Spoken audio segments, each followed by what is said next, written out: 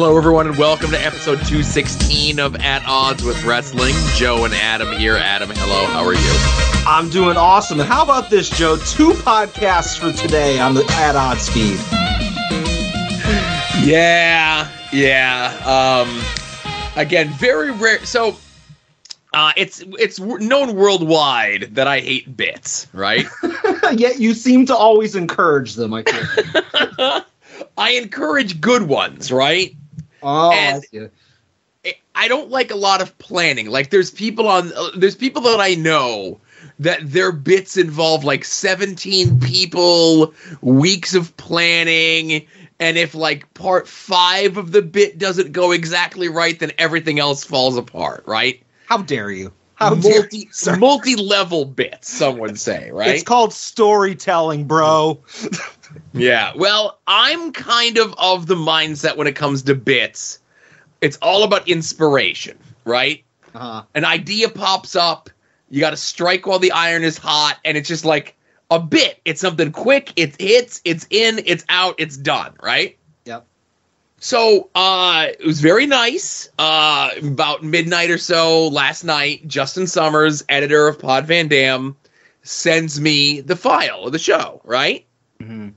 I didn't request this. I'm a very vocal person when the show isn't out on time. Not that I'm like, oh, where's my free podcast?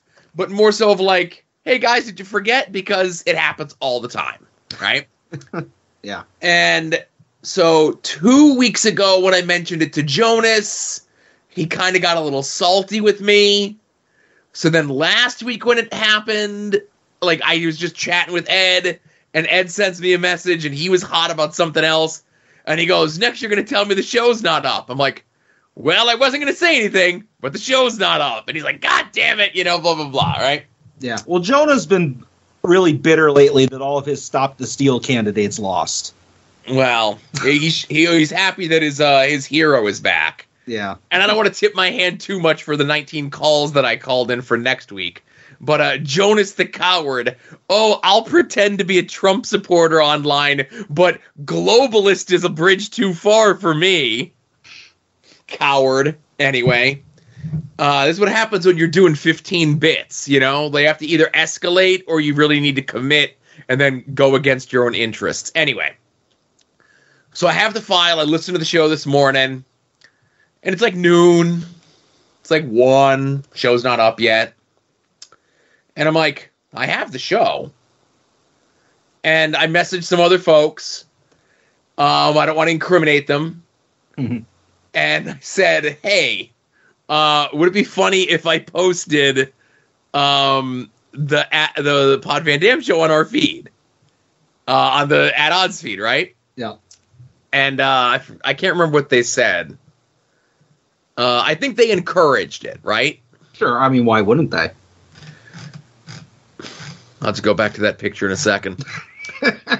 And just hanging out there. Oh, no, so I had tweeted out, I'm like, maybe I'll just put the new blank, blank, blank, 3 sets of stars out on one of my feeds. And I'm like, okay, right? So I'm like, show's not live. Would it be funny if I put it up on the At Odds? Somebody's like, even if it was just until they upload it on theirs, yes.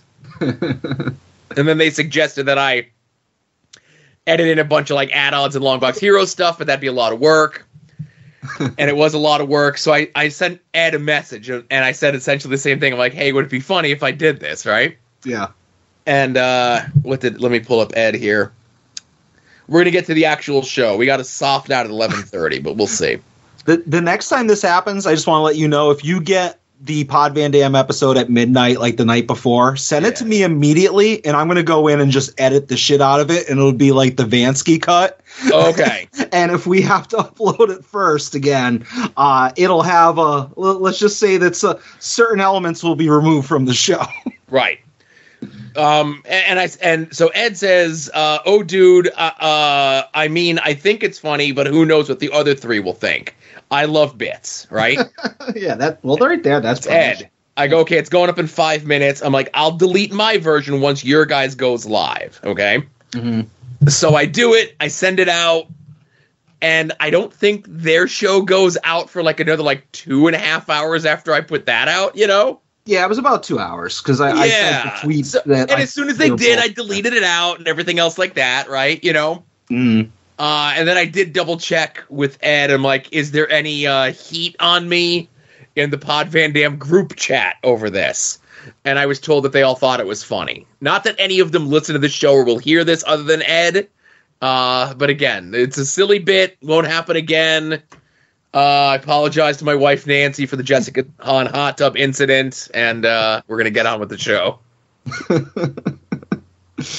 All right, fair enough. And now, At Odds with Wrestling presents This Day in Wrestling History. That might have been popping all over the place, but that's okay. So, hey, this day in wrestling history, a lot of things happen on this day in wrestling history. A huge day in this day in wrestling history. So let's look at when pay-per-views line up, because on this day in wrestling history, 1996, from Madison Square Garden, World Wrestling Entertainment held their Survivor Series pay-per-view. Okay? Okay. Very notable show. It's the in-ring on TV debut of The Rock, Key Maivia. Okay. First third-generation superstar, real blue chipper. He's got the blue and leopard print outfit. He's got the Chia Pet hair, and he's got a shoulder breaker as a finisher. And he wouldn't really find himself for like another like almost, let's say like another like 9 months before he really finds himself, right? Yeah, I've been reliving this part of history in a totally accurate and not at all changed for dramatic purposes on Young Rock recently. So also on this show, we have the return, first time in-ring match for Mr. Hitman since WrestleMania earlier this year. A couple Raws earlier, he had announced that he had signed a lucrative 20-year deal with the World Wrestling Entertainment, and he returned here to take on Stone Cold Steve Austin. Great match, as good as the WrestleMania match is. They had the trilogy of singles matches on pay-per-view. This one, the WrestleMania match, and In Your House, Cold Day in Hell. All three of them are great. I know you're going to be shocked that 1996, pre-Broken Neck, 1997, Steve Austin and Mr. Hitman had really good matches. Yeah. And how crazy is it? This is another one of those situations where you're like, oh, God, we're fucking old. That 20-year contract, if it had been like actually honored, would have already expired 5 years ago. You know? Like when that was announced that he signed the 20-year contract, we were like, "Oh man, you and I won't be alive when that thing's over. That's so far down the road." You know? You're right. Couldn't comprehend the time frame as a teenager. Yeah. However the hell old I was, like 19 or whatever I was. Yeah.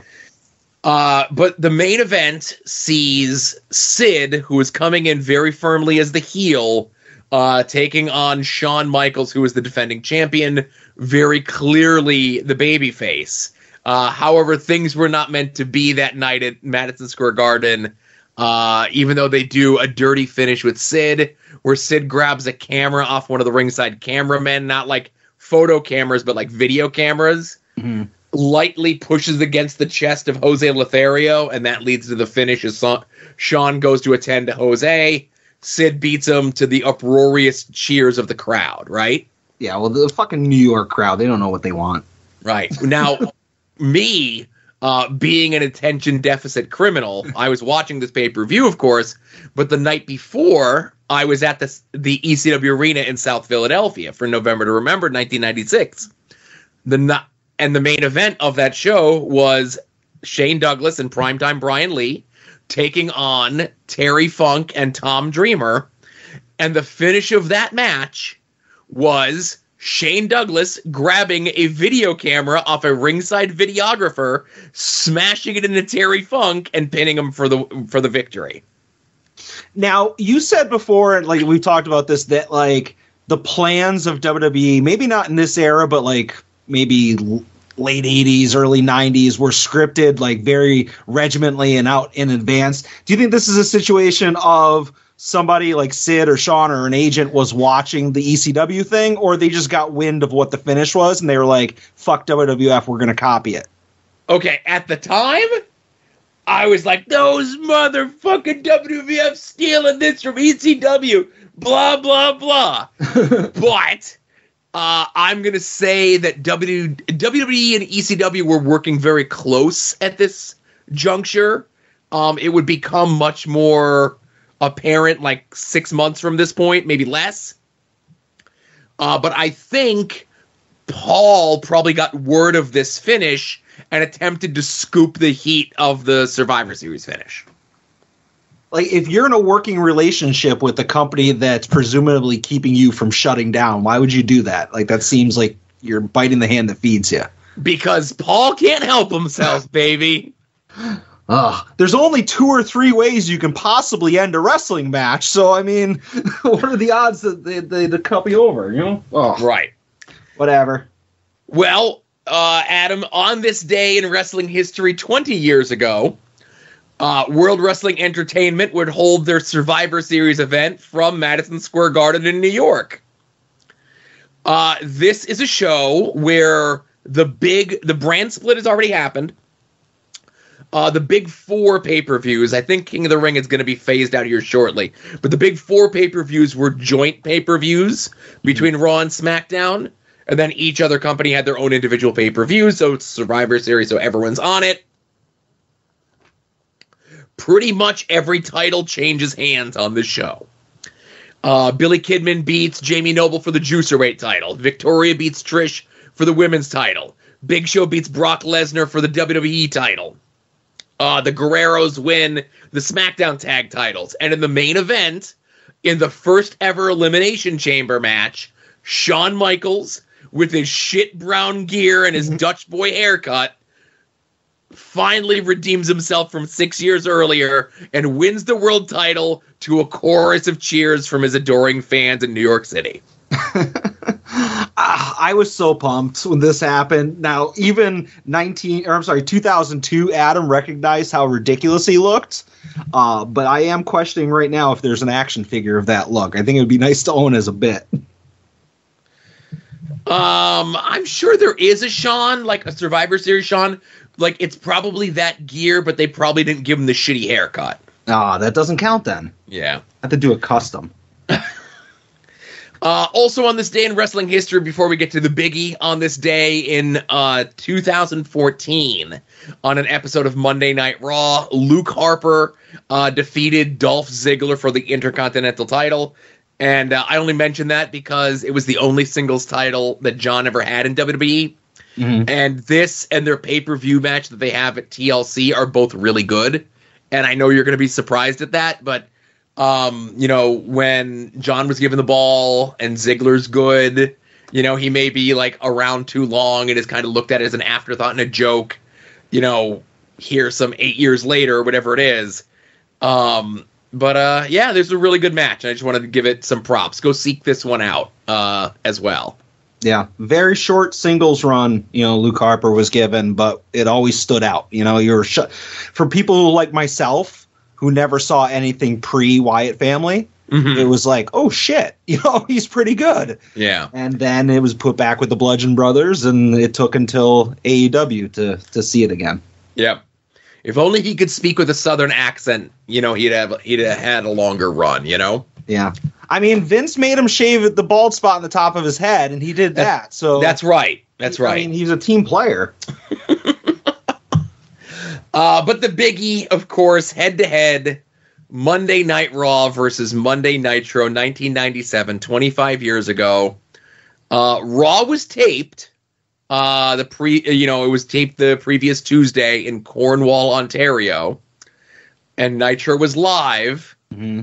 And somebody who was on that Raw, who opened up the show, may have been working without a contract, and as soon as they taped that Tuesday Raw to air a week later, called up Eric Bischoff and said, Eric, it's me, Rick, and I know I'm past my time, but if you want me to shave off this beard just down to a mustache and come out and open your program, then I'm your Huckleberry, because this is the infamous Rick Rude appears on both Raw and Nitro the same nights. Yeah, I was watching this on Twitter today. Mm-hmm. Man, what am I going to do if I can't watch this day in WWE? You know, on that Twitter? dude is a Substack now. Go follow him on the Substack. I don't know what that is. But yeah, I was watching this. Him opening with DX on Raw, and then opening with the NWO on WCW, and saying a bunch of slanderous things about Shawn Michaels. I don't appreciate that, but I remember my tiny little brain being blown away by this. This was awesome. And it wasn't he on like ECW just like a week before as well? Yeah, it had aired like the Saturday, it would have aired the Saturday prior. It was taped like maybe like 2 weeks prior to that. But yeah, that ended his run in ECW, since he was working without a contract, ECW, WWF, and Bischoff signed him up to a contract lickety split, Yeah. A lot of spite signings from Bischoff back in the day, Oh boy, you ain't kidding. Now, this Rude promo, while you watched it, I watched it as well. It was supposed to be this big bombshell thing, man. It was supposed to set the wrestling world on its ear, Mm-hmm. But little did they know, on the other channel, we would get the infamous Bret Screwed Bret promo from Vince. Now, watching this in just clips was not enough. I had to go pull out the cock, dial up some Vince, and sit back and enjoy Vince on the cock, Yeah. And Vince, in his mind, thought if you watch like the 2-minute clip or the 2.5-minute clip that's out there on social media, you get the idea that Vince is like an asshole, right? Yeah, and I think this is where you're going with this, that in Vince's mind, that was going to put him over as a babyface. Yeah. And it was just one of those things where, like, he does this, he's off TV for a little bit, and I don't think Vince shows back up on TV until, like, January, where they start making the announcements that Tyson is coming in, right? Yeah, because then they had the Austin stuff, how Austin ruined it. You ruined it. Right, and it was the Vince doing this and the public and internal reaction to how bad Vince came off in this was what finally convinced your Bruceys and your Cornettes and your Russos to get Vince to play a heel character on TV. Yeah, and the rest is history. Right. That being said, both Raw and Nitro overall sucked. As I look at at 2 hours of both shows, 1, 2, 3, 4, 5, 6, 7 matches, 8 matches on Nitro. 4 of them end by either disqualification or double countout. 1, 2, 3, 4, 5, 6 matches on Raw. 5 of them either end in a disqualification or no contest. Jesus. And maybe this will be a nice bridge to what we discussed, or what we're going to discuss from the last couple of weeks. The only match that had a finish was the Cruiserweight title tournament match of Eric, don't call me Alex Shelley, no relation, taking on Scott Taylor, who would later become Scotty Tuati. Oh, shit. Yeah, I'm looking at well, what about the Max Mini, the Minis match? Oh, wait, Kane. Yeah, Kane came out and threatened the Minis, and then the Headbangers came out to save the Minis, and then Kane got both the Headbangers. Oh, jeez. All right, yeah, looks like a banger of a show. Uh-huh. Thank God that WWE is so much better now. Yep. Thank you, Papa H. No. So, what would you like to talk about from these last couple of weeks, or this last couple days, huh? I have 2 totally unnewsworthy things to talk about, but I will start things off by saying, Joe, who the hell is Joe Hendry? I never heard of this guy before a week ago, and now he's the digital media champion in Impact?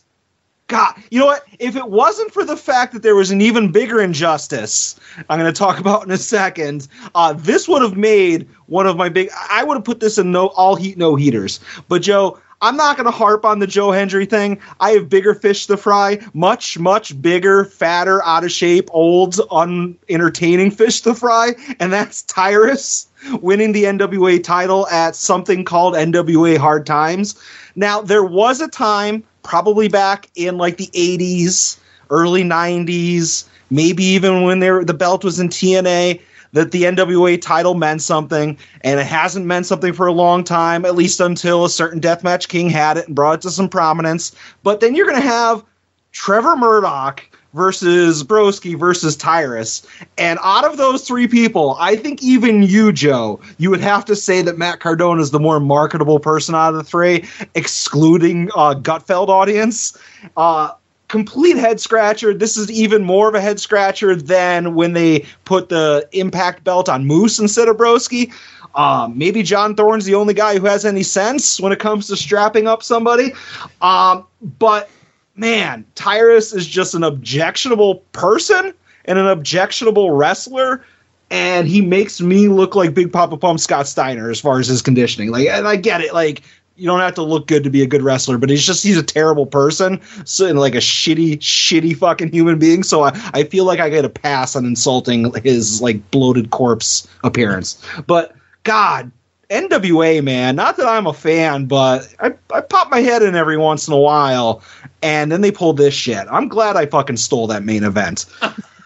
So I'll say this. I'm glad everyone is so up in arms over this. Even people who are in the business, people who are wrestlers, who were outraged that they did this to the NWA title.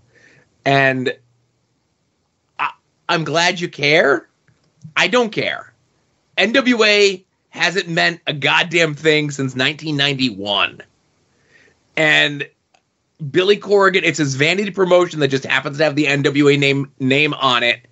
And Billy Corgan gave interviews. And yes, okay, does Tyrus look like a bag of shit? Absolutely. Is he the main reason that I'm not going to attend the major Broski Toy Drive live show? He's at the top of the list, but there's maybe like about 4 or 5 other people that they booked that I'm like, nah, I don't want my donated toy going to them, you know? But, like, Tyrus is worthless. He sucks. But I don't care about the NWA, and like this didn't make me care any more or less about the NWA.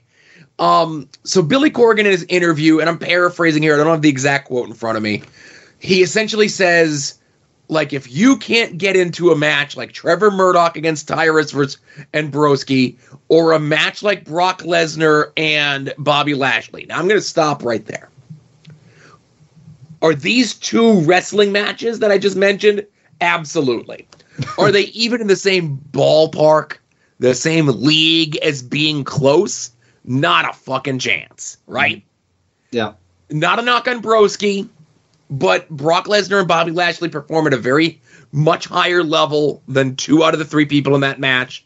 And now Broski has outed himself as a guy who doesn't take drop to holds or doesn't catch dives. He's, he's going down a little bit on the list, right? Yeah. But Billy Corgan has a vision. And he's like, I book for what I want to. And everyone else, like, I want to see, okay? And everyone else is like, how dare you do that? Oh, my God, you're supposed to book for what we want. The people who don't watch your product and bitch about everything that you do. Okay. Eric Bischoff didn't book for his audience. He booked for what he thought was going to make money. And he got rid of the WCW audience was there and ran off anyone who was a fan of WCW pre-1994. Some of them hang around for a little bit, but once WCW is dead, they never came back. Mm-hmm. Vince, for the most part of his career, booked to make money, but once he started making money, he booked what he wanted to see.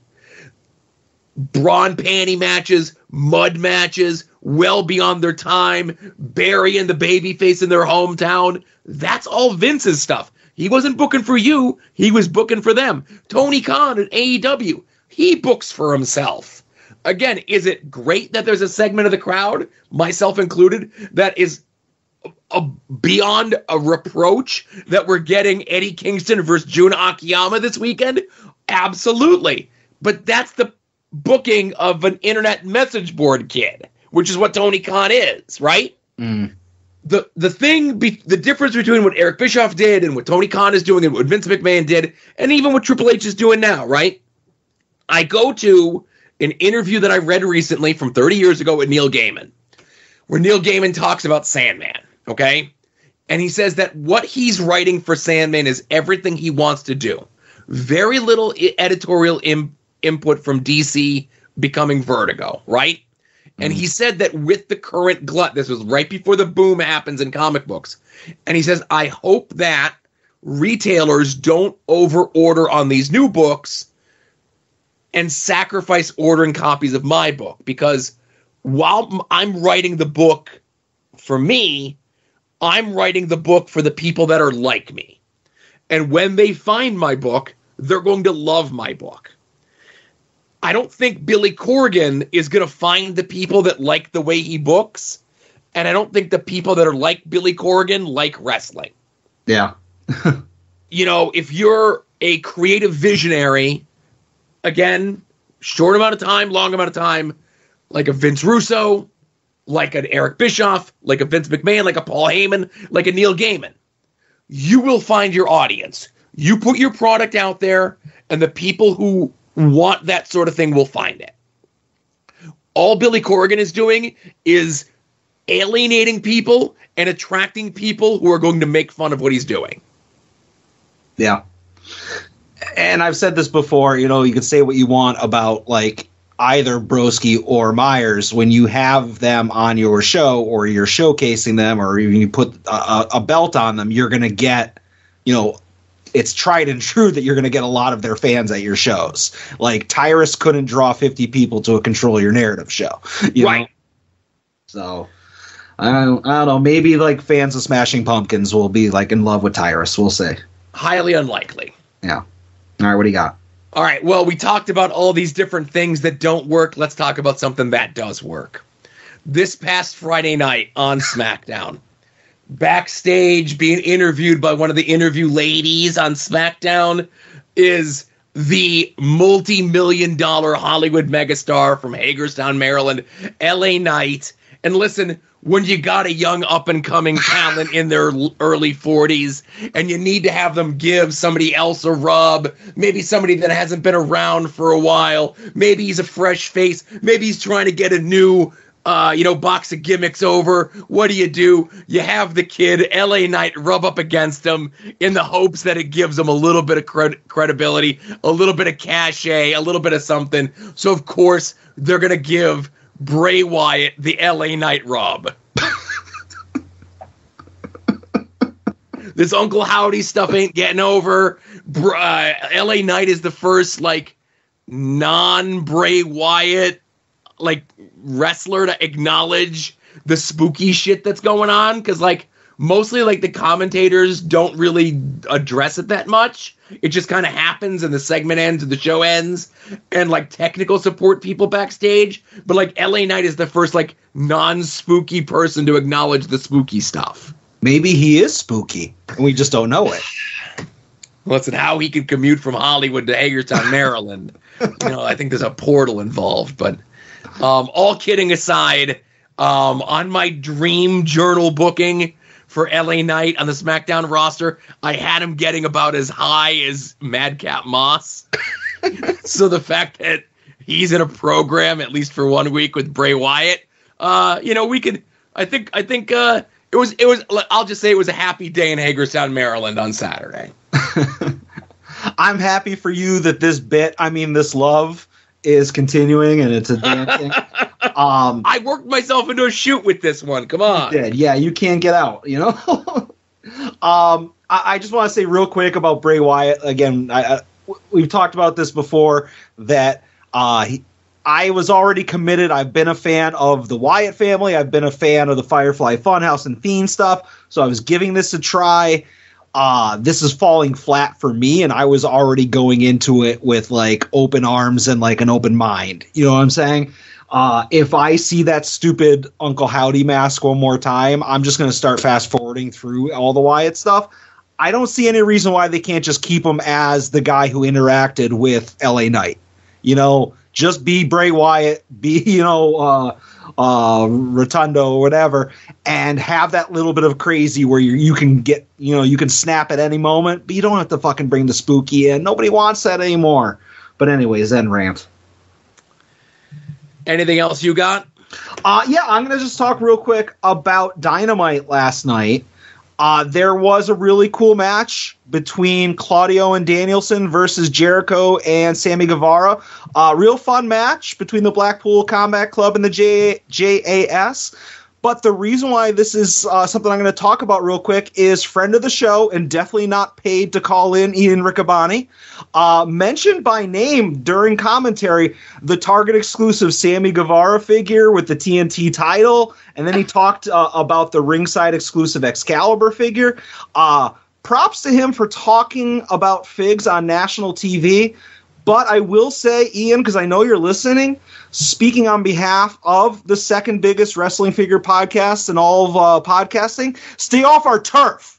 That's it. Don't talk about wrestling figures again or we're coming for you. Oh, my goodness. But that's it. He also mentioned Mark Young, who was the original breakdancing wrestler. Okay. And there was one other thing that he mentioned that was really funny on commentary. But yeah, Ian's awesome. Ian's the best. And I don't know if you saw him this morning. Like he had tweeted out yesterday how happy he was to be at the tapings, you know? Mm-hmm. And some dickbag replies to him and says, "How much did Tony Khan pay you to tweet this, huh?" And Ian replied, "I get paid very well each time I appear for AEW or Ring of Honor. It's a blessing that I don't take it for granted. My kids want for very little. It's a special feeling when you're a guest and you're treated like someone who's been around for a long time. It's okay to express gratitude." Nice. Whereas if it was me, I would have said, "Go fuck yourself." Both are, I think, adequate responses. You know, just two different sides of the same coin. Yes. But yeah, good on Ian. Great to hear some expert analysis of figures. Don't ever let it happen again. So you mentioned Dynamite, and I'll throw this out here in a rare bit of praise. That was a hell of a promo from Britt Baker, huh? Yeah, I thought she was supposed to be the heel in this. Yeah, very much a babyface promo. Most of her heel stuff feels forced and phony. That felt like she might have been like cutting a promo with her heart, you know? Yeah. And that's why I think it resonated a bit. Whereas somebody said with the closing segment with Moxley and MJF that Moxley was cutting a promo like a guy who was getting ready to take a vacation that had been canceled 2 months prior. Yeah. Didn't know what day the pay-per-view was. Stopped selling the beatdown immediately after the guys left the ring. He's the guy, it's the last week of school and he's already passed, so he doesn't even have to attend the finals. Yeah, He's about ready to start summer vacation. Or it's one of those things where, like, his parents planned, like, okay, we know school gets out on June 6th, right? So we're going to plan to leave for Disney on June 7th, okay? Mm-hmm. But we did these plans a year in advance, and we had, like, 6 snow days. So now the actual last day is the 10th of June, but those are non-refundable plane tickets, so we're still leaving on the 7th. Yep. No Child Left Behind. They can't fail you anyways these days. That's true. Yeah. But as far as the Saraya and Britt Baker thing, I was 100% not in the Saraya camp, like as far as like not giving a shit, until her promo last week when she was like, you know, I've been humiliated, you know, as far as like all the social media stuff and the leaked videos. And she talked about her drug problem. And I felt like, okay, that's tipping the scales of sympathy over towards Team Paige.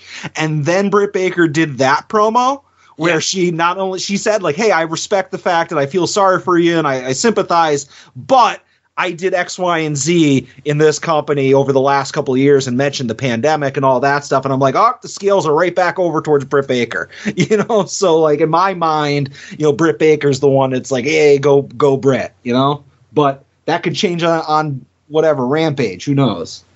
That's right. There could be a lot that happens on that hour show, the fastest hour in all of wrestling. Exactly. But what else you got? Is that it? I think that's it. But Joe, I don't know if you know this. Speaking of fastest hour of television, there is a pay-per-view this weekend. Is Sami Zayn's kicking down to the ring? Is Kofi Kingston doing doing his thing. Ruby Soho. on the show. Bryan Danielson. No. Is it the big dog's yard? Let's find out. Does Joe know the card? See, the Ruby Soho one doesn't pop me, but the Bryan Danielson one does. I don't know why. They both pop me. Well, like they initially both did, but now I hear the Ruby Soho one and I'm like, okay, yeah, that's so cool. And then like the second one gets me. I don't know. But Joe, did you know that AEW is holding a pay-per-view this Saturday entitled Full Gear? I did, because I'm going to the pay-per-view live. What? Yeah, baby. All right. Well, according to Wikipedia, the most trusted source of all wrestling news and information, there are 11 announced matches, Joe. One of them is on the pre-show. Joe, do you know the card? So that's interesting because, okay, so 10, 11, so okay. I think I know what matches on the pre-show, because Tony Khan today said that the pay-per-view itself is only going to be 10 matches, right? Yeah, lean 10 matches. A lean 10 matches. All right, so let's work this out. We already talked about Moxley versus MJF. Yep. We talked about Britt versus Saraya. Mm-hmm. We have Jade versus Nyla Rose. Yep. We have Jamie Hayter taking on Toni Storm. That is correct. That's 4. Okay. We have Jungle Jack Perry taking on Luchasaurus in a cage match. That is 5. Now, I just want to throw this in there. On his podcast this week, Mick Foley claims that he talked to young Jungle Boy Jack Perry about some strategy for the cage match. Oh, interesting. Just leaving that one as it is. Okay, so that's 5. We got the 4-way for the ROH title, which is Jericho, Sammy, Danielson, and Claudio. That's 6. We got the triple threat of big meaty men slapping meat of Samoan Joe, Wardlow, and Powerhouse Hobbs. Powerhouse. That's 7. Now, so we have the 6-man for the tag titles, which is Death Triangle versus Kenny and the Bucks. Yep. And I just want to say when Pac was cutting the promo saying like you can have all these vignettes and the rumors about a certain group returning, I was like, yes, Aleister Black and Brody King and Buddy Murphy are coming back. And then they're like, oh, it's the Elite. And I was like, oh, I forgot about them. But now so they're like, not to say that the Bucks and so forth weren't insufferable to begin with, but now they're going to somehow be like doubly insufferable, right? Yeah, their competition is gone. Mm-hmm. Now the Ricky Starks match, I think, is what's moved to the pre-show. Yes, maybe. Okay. And I'll go into detail on this. So the finals for that Eliminator tournament aren't until next week's Dynamite. Right. So on the show tomorrow, Rampage is going to be Ricky Starks versus Lance Archer. And then the winner of that will face Brian Cage in the pre-show. Okay. So it's Brian Cage versus Lance Archer or Ricky Starks. Okay. I knew they were doing something with Ricky having to work 2 matches. I just wasn't sure on how that was all going to work out. Yeah, 2 in back-to-back days. So the winner of Cage versus Archer or Starks will face Ethan Page November 23rd on Dynamite. Right. We have Swerve in Our Glory against the Acclaimed for the tag titles. Yep. And Adam, then we only have one more match left, right? Looks like it. I'm going down here. I think, there's only one left. That's right, Adam. And that one match that's left, it's the main event. Yep. It's the match that I paid my ticket for even before I knew it was going to happen. He's already ended the career of Ric Flair this year. And Sting don't know it yet. But they need to start billing this match on Saturday as Sting's last match. As Sting and some other guy are taking on some other guy that doesn't matter. And Double J, Jeff Jarrett, the last true outlaw of professional wrestling. Adam, Rampage is going to have, I mentioned before, Eddie Kingston and Ortiz taking on Takeshita and Jun Akiyama. That match is going to be great. That match is for DJ and Bret. Okay, that match is for Eddie. Yeah. Saturday, this match is for me. Oh, I'm a big fan of this bit, Joe. Big fan. I forgot to play it at the beginning of the segment. I might have been distracted by something. Oh, when people sign up for our Patreon and see what it is that we're distracted by. Anyway, well, again, you don't have to sign up for her Patreon to see stuff like this, right? It's an OnlyFans, but same difference. Yeah, how long does the spooky song just do the where before it kicks in? Or does it just do this the whole time? It just did the whole time. Oh, it did this and then it turned into the TNA one, right? Yeah. Okay. So it's gonna be so I know Tony Khan was saying like this pay-per-view, a theme to a lot of the matches is old versus new. And looking at the card, it's only like maybe like 4 of the 11 matches are old versus new.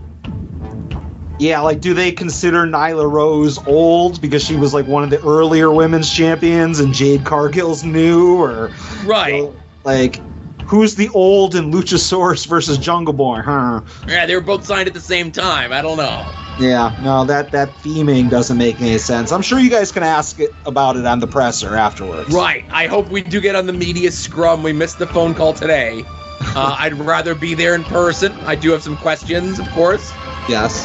I'll follow all the rules. I think we might just crash the presser. It worked out so well the last time, you know. Yeah, just flick your tickets as you're walking in. So any thoughts, any feelings, anything going into this pay-per-view? Yeah, I mean, lots. Like, I'm going to watch it from at home. You know, I did get an invite from you guys. Thank you, but I declined. So, I mean, predictions-wise, Moxley versus MJF. Like, I don't want MJF as champion, but I feel like that's the shoehorned route we're going, and obviously you mentioned Moxley's been promised a vacation, so I think MJF is winning the title, but it's a question of does he win it straight up, or does he win it with the firm helping him and it was a swerve all along? Does Regal turn? There's like a lot of questions with that, but I think MJF comes out of that as the champion. Yeah, I'm with you that I think MJF is coming out as the champion, and I also think that there's like 7 or 8 different avenues that this could take, and all of them make sense in the grand scheme of what they've booked this angle to be. Yeah. And I'm fine with whatever. I just hope, like, I have been a fan of the little bit of character development we've gotten from MJF since he came back, and I would hate for him to go back to the, you know, your girlfriend's fat and your home team sucks, you know? Right. Just, like, completely erase all of it just to put the belt on him. You know, so we'll say. Women's title, sorry, Hater Hive. I'm Team Tony Storm, so I think Tony retains until they bring back Thunder Rosa. You know, the buzzing will be in effect, baby. Jamie's bringing that title home. Nope, not happening. Not happening. Ring of Honor Championship. Definitely not Guevara. Nope. I'm hoping Danielson. But I can see Jericho retaining. I could see Claudio winning, but I'm hoping Danielson. I think Jericho retaining is the only outcome. Yeah, really? Yep. Why is that? Because it's Chris Jericho, and he has a bunch of political powers since everything that happened with CM Punk being gone. No. All right. Don't like it, but... I'm not saying I like it. I'm just saying that's what's going to happen, you know? Yeah. Acclaimed retain. Yes, and I think we get the official Keith Lee and Swerve Strickland split here finally. Yeah, they've been teasing that for too long, and I don't think anybody really cares, you know, so I think it's like, all right, let's pull the trigger and get that storyline started before, because I feel like Keith Lee has just lost all of his buzz. I think people still love Swerve because he's the coolest, but, have him feud with Keith Lee, showcase Keith in a singles match. That'd be fun. Jade Cargill retains / gets back her belt. Yep. Britt Baker versus Saraya. I hate to say it, but I mean, they're probably going to have Saraya win in her first match back in several years. Saraya's going to win. Bell to bell is going to be less than 5. A lot of gaga before and after. Crowd's going to be very pro Britt. Yeah. I can see them turning Saraya heel, like being like, you people are ungrateful. I worked my butt off to get back here, all that stuff. I see she plays heel at the pay-per-view, cuts the heel promo next week on Dynamite. Yep. Luchasaurus versus Jungle Boy. I mean, probably Jungle Boy wins unless Christian gets involved and somehow, fucks over Jack and whatever. I could see it going either way, but if I had to guess, I'd say Jungle Boy. Yeah, Jungle Boy needs to be done with Luchasaurus. We all need to be done with Luchasaurus. We need to move Jungle Boy on to better and bigger things. Yeah. Wardlow, Samoa Joe, Powerhouse Hobbs for the TNT title. I see Wardlow probably retaining. Okay. Let me put it this way. If Wardlow doesn't retain, Powerhouse Hobbs wins it because they're not going to champ Samoa Joe. Yeah, that's but true. I feel like in their minds, they're not done with Wardlow, and they're not going to move him on to the world title picture. I don't think. Well, maybe. I mean, if MJF is the champ. But if MJF is the champ as a babyface, it does make sense to have Wardlow go there, but I think Wardlow retains. So I think MJF is going to be a true tweener, okay? I don't think he's going to be full babyface. I don't think he's going to be full heel. So that he can kind of cut the smarmy promos, but still elicit the pops from the crowd, but not revert to, you mentioned before, your hometown stinks, your girlfriend's fat, and you live in your mom's basement, right? Yeah. Before they added Samoa Joe to this, I would have bet lots of money that Hobbs was going to win because of Samoa Joe interference. But now that Samoa Joe's in the match, I ain't betting money. I still think Hobbs is going to win. Hobbs is going to get the TNT title, move on to do different stuff. Wardlow's going to move into a program with Joe for the Ring of Honor TV title. Okay. Yeah, I mean, I'm not going to argue it. Death Triangle versus the Elites. I feel like the Elites are going to get their straps back. How fucking unbearable are the two of those 3 douchebags going to be? They're going to come out with like CM Punk themed gear. They're going to do a bunch of like CM Punk spots in the match. It's going to be the most insufferable fucking match on the card. They're going to come out to Cult of Personality. And I want Death Triangle to win. I want fucking Penta to pull off the mask and it's Punk. And he fucking kills them or something, right? Yeah. Kenny's cool, though. Yeah, I like Kenny. But, yeah, you agree? The Elite wins? Yeah. All right. But I'm trying to save the best for last. I'm just trying to think if I got to everything here. That is everything. All right. Except for the main event.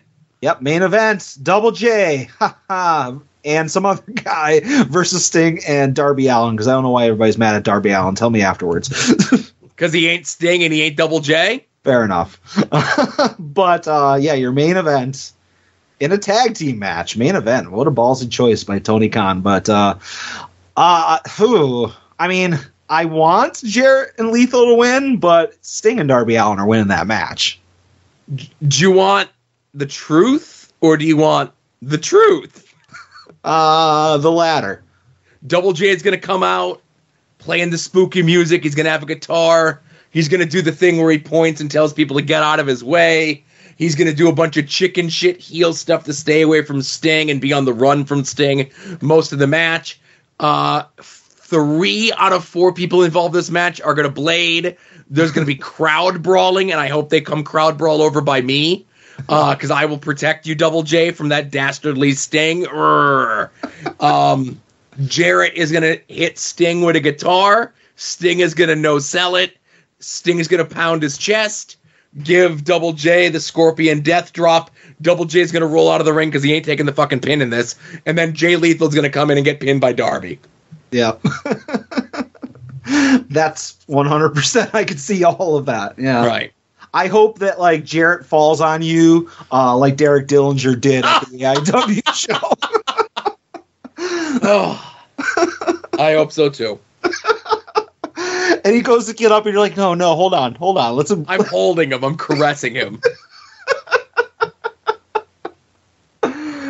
All right. I'm looking forward to it. I hope you guys have a good time at the show. That sounds awesome. Let me know what the merch situation is. Probably poor. They might have 2 merch tables, but we'll have an idea of what the merch table is because Rampage is in the same building, and we're going to Rampage Friday as well. Oh yeah. Are you guys driving down and back each night? Yes. Wow, troopers. Well, it's a hair under 2 hours to get there and back. And again, it's not my decision. Like if we stayed, I'm staying because I'm not driving. Yeah. So fair enough. You want to go over some homework, Joe? I do. Speaking of Double J. Yeah.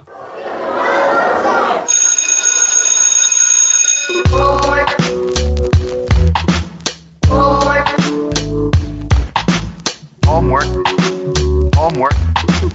It's an obligation you owe your family and yourself. Homework. It's an obligation you owe your family and yourself.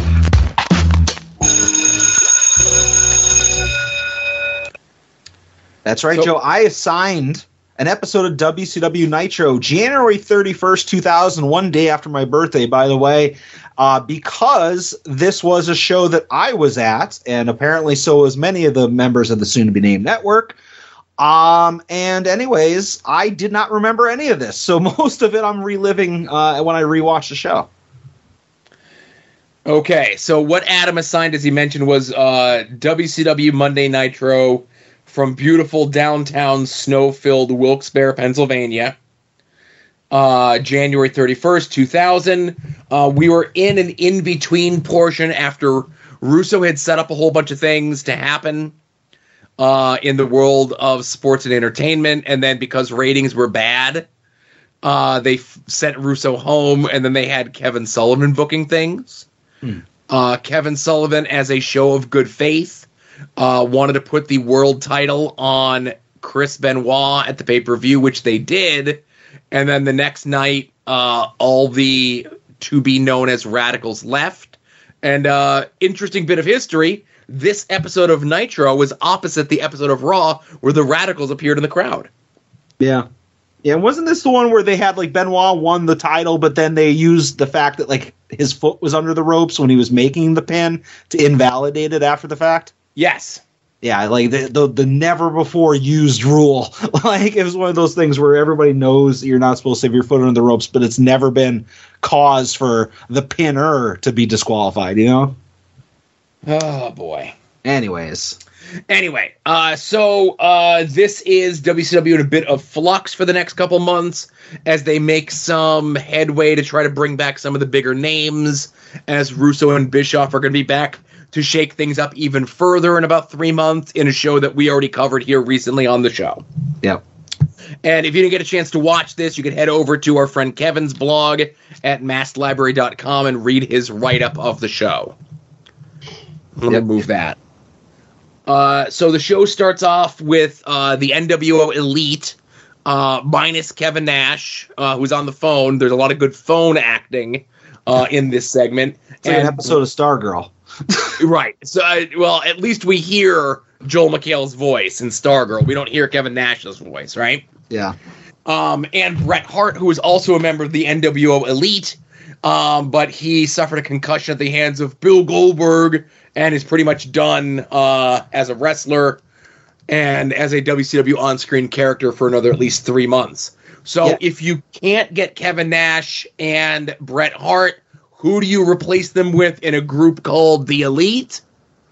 If your choices are 2 different brother teams, sadly, I think Double J and Scott Steiner chose the right ones. Oh, wait a minute. What?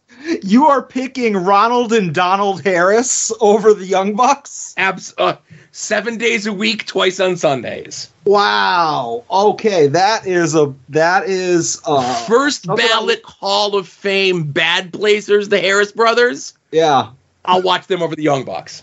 Wow, did not expect that. That's pretty extreme. Like, and how ironic is it that we have the gatekeepers of the good place and the bad place both in that opening segment? Absolutely. Well, one on the phone, but I get you. Well, no, I mean they showed the highlights of Nash. Oh, that's right. That's right. Losing the title to Sid on Thunder. Yeah. I just want to say Nash and Double J hanging out with the Harris brothers. You know, just company you keep, boys. That's all I'm going to say. Listen, it was a different time. And, well, we all knew, but I guess we didn't care back in 22 years ago. Jarrett's the acting commissioner tonight. He comes out and cuts a promo, says that it's going to be him versus Sid at Super Bowl in 2 weeks or whatever the hell it is for the world title. And he also lets the boys in the back know, which is the only time they say it, that he's accepting bribes. Now, we then later learned that Mark Madden, who's making his debut on commentary for this show, bribed Jarrett to get on to commentary for this show. So blame Jeff Jarrett is what you're saying. Blame Bobby Heenan's drinking problem, but that's neither here nor there. Both Sid and Ric Flair arrive at the building 20 minutes in. Always good for your biggest star and world champion to do so. Mm-hmm. We also cut to Harlem Heat 2000 of Jay Biggs, Stevie Ray, and listen, his name here is Big T, but it's Ahmed Johnson, right? Yeah. Are walking backstage, and I don't know why I found this funny, but Ahmed Johnson was carrying a gallon of milk. I just thought that was funny. Our opening match is the Juicerweight title tournament, as Evan Courageous of 3 Count takes on Lash LaRue.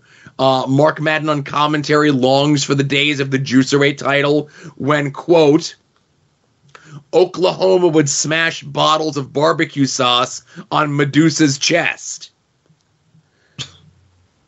This match was fine for people that maybe had been wrestling for less than 2 years on national television, and Lash LaRue wins with the Whiplash 2000 because it's 2000 and everything's 2000 or elite or extreme or something. Yeah, I mean, things were 2000 for about a decade before we hit 2000. You know, Techno Team 2000. And I was just going to say, the ref trio tried really hard initially to, like, actively avoid seeing the outside interference, but, like, halfway through the match, he gave up. Very quickly, he gave up. Yeah, I forget, like, if this was... I don't think the era of WCW where they basically said, fuck the rules, I don't think that happened until we got to the Bischoff-Russo era. But like there's the signs of it are here. Right. So then we get they play it twice during the course of the show, where this is the first time they show it. Grizzled vet at the time in 2000, Dustin Rhodes telling us all that wrestling is dangerous. Leave it to the professionals. Don't try this at home. Yeah, and Joe, I have to say this here. I gave up the cock for a week.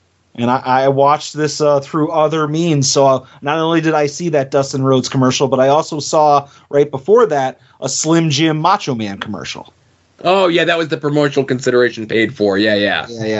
But I like it again. It was hard to like. I was craving the cock, but I was like, you know what? I'll watch the original version. Yeah, for these old shows like this, you got to watch the originals. Fuck the cock. Yep, always fuck the cock. So next we cut to Mean Gene interviewing the challengers for the tag titles of Crowbar and David Flair, accompanied by Daphne. David Flair giggles incessantly. Daphne tells Crowbar to say something, and Crowbar, what we're later to find out, is attempting to do an impression of Gordon Soley. You wouldn't know it from the voice. He just has a bunch of Gordon Soley things. Yeah, like Suplee. Right. I liked it better when Crowbar was on social media more recently, pretending to be an angry vet who hates flippy dudes and drinks wine. But no time to rest, because here comes the Mamalukes in Disco Inferno. The Mamalukes are Vince Russo's best friend, Big Vito, and Johnny the Bull Stamboli. This was a fun little brawl. I think Vito takes a back body drop into a snow pile outside, which was awesome. Mm-hmm. They come back into the ring, and Vito just beats the shit out of David Flair for what feels for about 20 minutes. Crowbar comes in and does a bunch of cool stuff to both members of the Mamalukes because David Flair is essentially worthless. There's a bit where they show him on the outside stomping Johnny or Big Vito, and it looks like he's rubbing his foot on him. He had some stuff stuck on the bottom of his shoe when they went outside. Yes. Disco Inferno joins commentary, and if you want to know what the hellscape of Twitter looked like in January of 2000, Mark Madden and Disco Inferno's back and forth on commentary for this match. Joe, you are not giving enough praise to the best part of this match. I said David Flair was wiping his shoe on the guy. Joe, Miss Hancock came out. I don't know who that is. God, Miss Hancock came out. Oh, man. Again, I didn't remember anything about this show other than the fact it was in Wilkes-Barre and Norman Smiley ran past me in the crowd. That's all I remembered about this show. But, spoiler, this is the first of 2 Miss Hancock segments. Joe, I don't understand how WCW went under.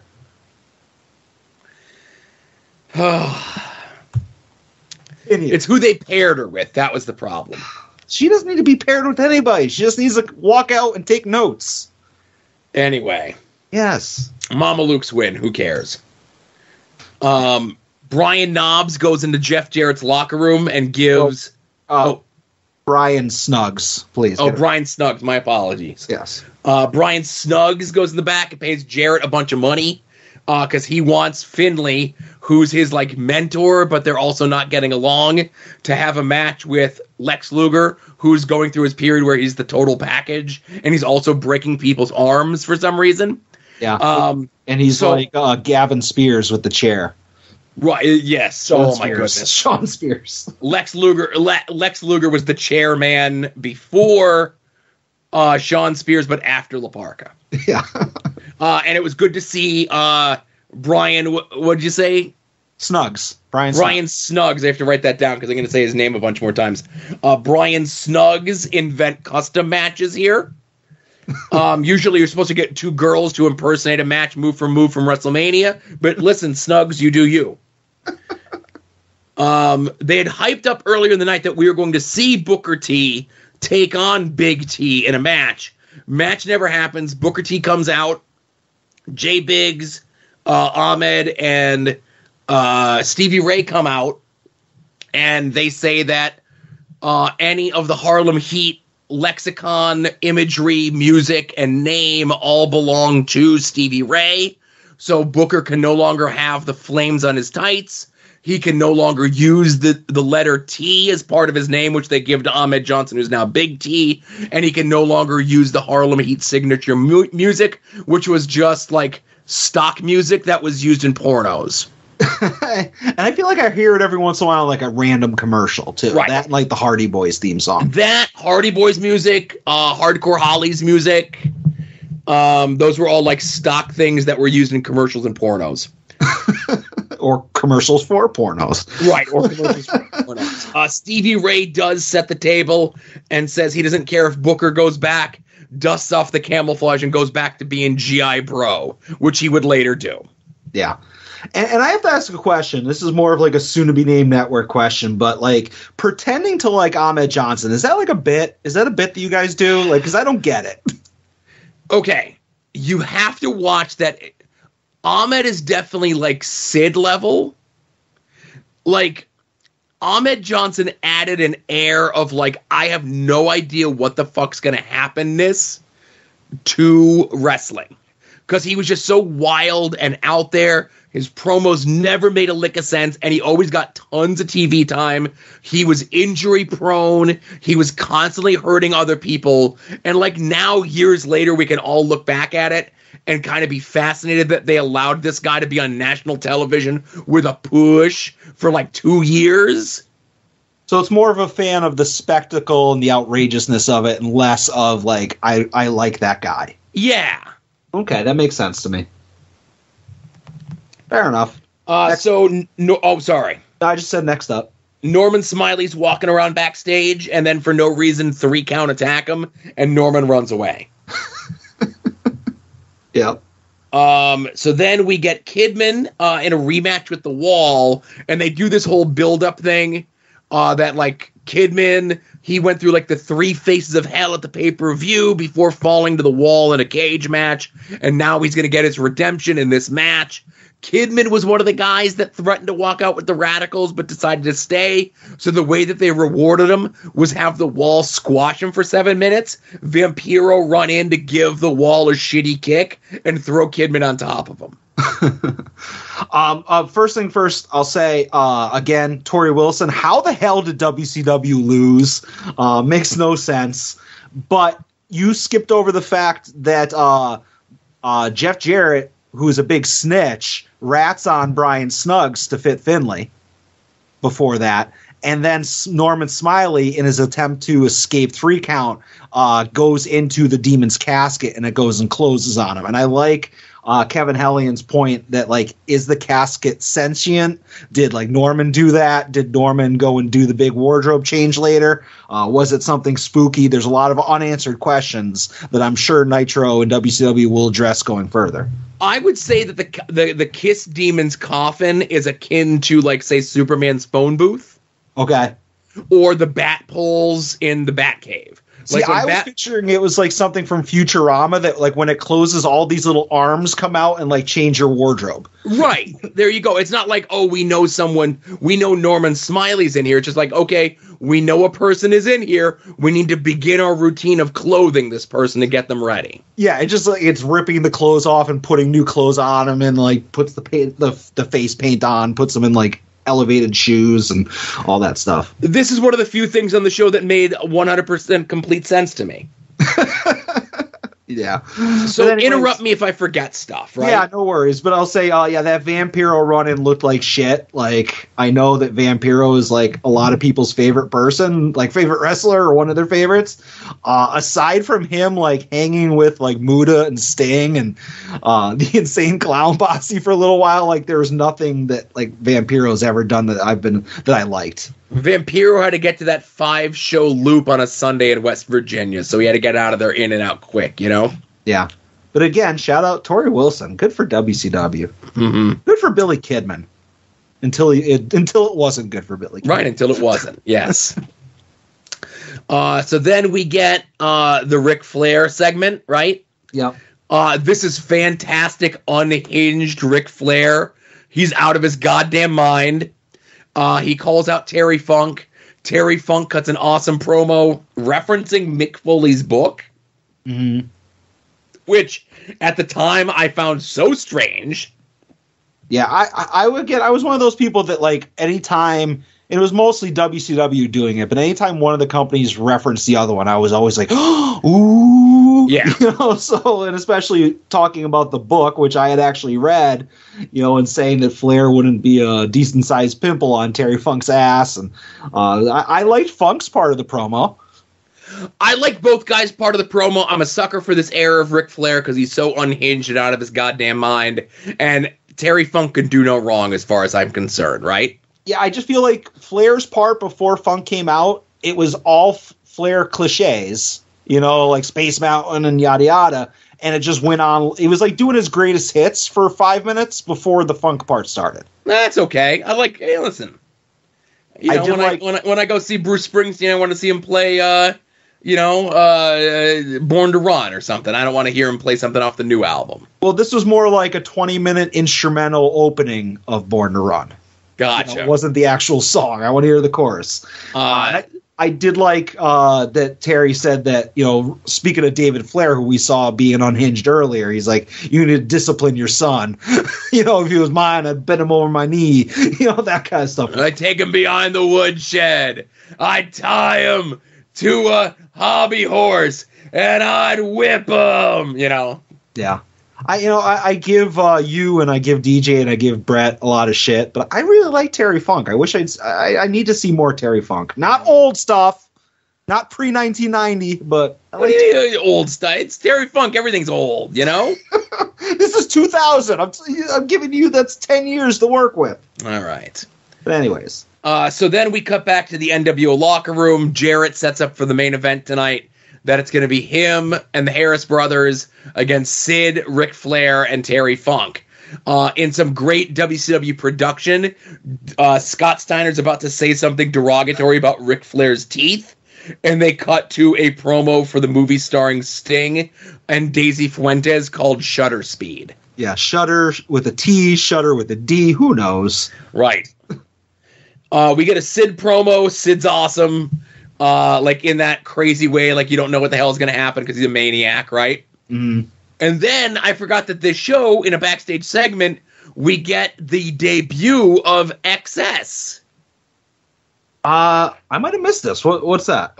Okay, so Lenny and Lodi, who had previously been with Miss Hancock as standards and practices. Yeah, I didn't know what XS was, but I absolutely paid attention to the Miss Hancock segments. Right, they turn in their suits and they're wearing raver clothes. See, I forgot like what they looked like, so I didn't know if that was out of the ordinary. Plus, So my focus might have been devoted to one person. I understand. Listen, this is an important moment in professional wrestling history. So they throw down their suits. They're wearing their raver clothes. Later promos of them would be lots of talk of going to the club and picking up Rizats.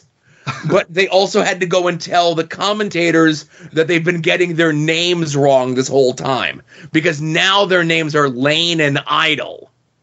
And that's Lodi spelled backwards. Oh my God. And we had Johnny Stamboli on the show, and Relic spelled backwards is Killer. That's where he ripped it off from. But it's a very short-lived gimmick. And if I could find the episodes of Thunder and Saturday Night where just get these segments to watch. It's not even homework. It's just something for you to go out of your way for. Do you remember the angle of the team that Miss Hancock gets to face XS? I don't. And okay, I won't spoil it. I won't spoil it for you. But if I can find them, I'll send them to you. This is what I need. I need like a YouTube master cut of like every Stacy Keibler thing from WCW. Start to finish. I don't care if it's her walking out and taking notes, if it's a backstage thing. I don't even care if it's the thing where she was marrying David Flair. Just put it all in chronological order. I'll sign up for somebody's Patreon if I have to. I just want to see it all in one shot. Mm-hmm. But let me know. So next we have Lex Luger taking on Brian Snuggs with Fit Finlay as the special guest referee. A couple things about this. Lex is fucking ginormous. Yeah. Like, he takes off the jumpsuit to reveal how big he is, and he's like ridiculously big. He's like bigger than Triple H coming back from quad surgery big. It's fucking ludicrous. I have no idea how Lex was able to even move at this point, right?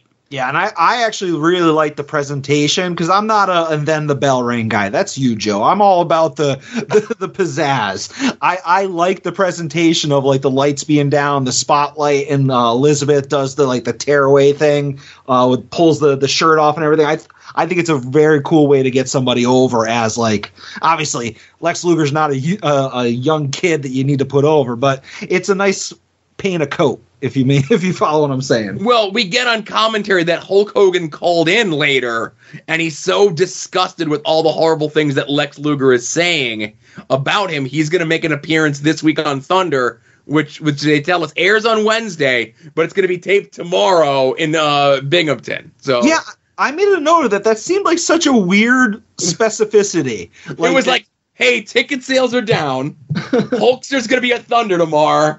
But it airs Wednesday, but the actual taping of it is on Tuesday. Yeah, I feel like that's the first time I remember ever hearing, them talk about TV tapings, not like being so explicit about it. Yeah. But one of the good things about watching the non-cock version of this, I was reminded that this era, Brian Snuggs comes out to a Jimmy Hart knockoff of My Sharona. It's like which absolutely fits his character, right? Yeah.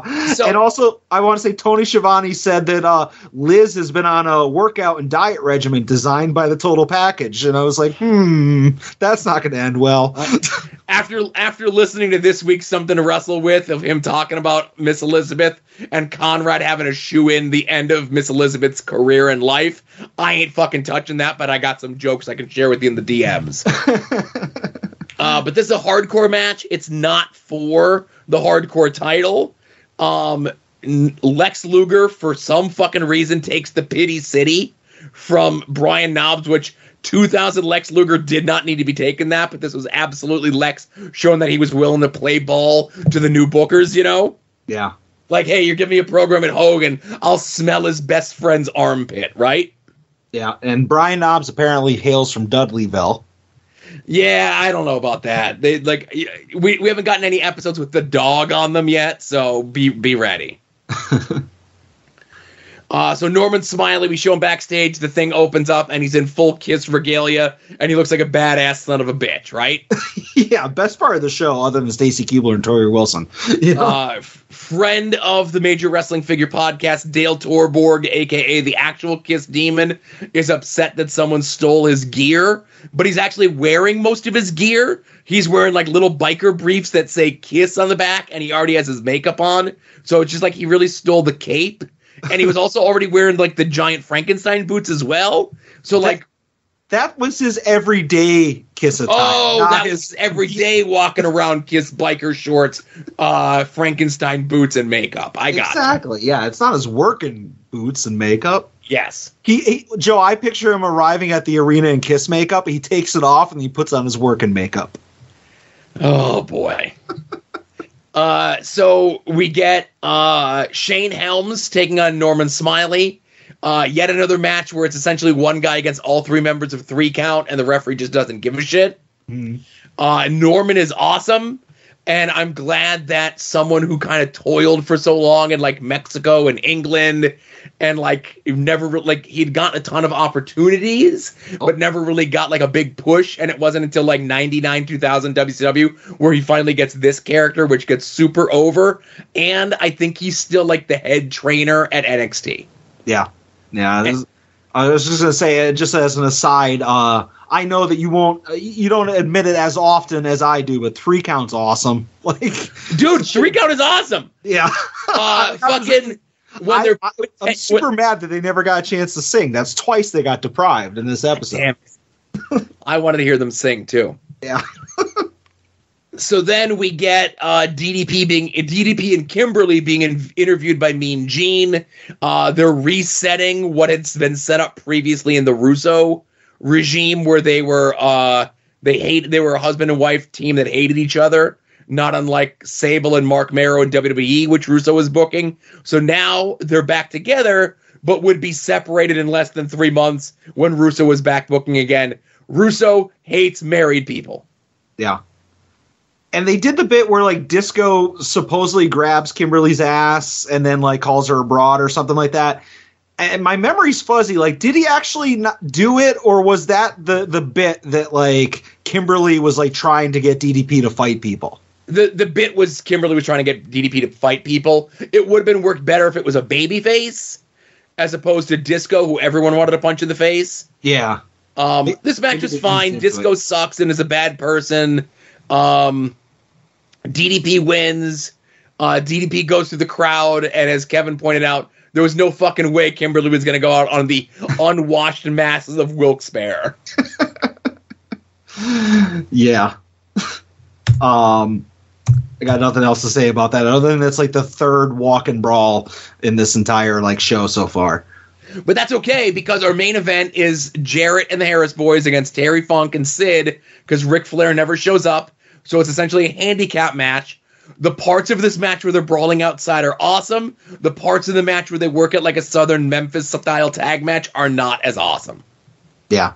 And Flair shows up eventually, attacks Funk, and that pretty much takes us to the finish. I was watching this, and when the entrances were starting, there was 8 minutes left in the recording, you know? Right.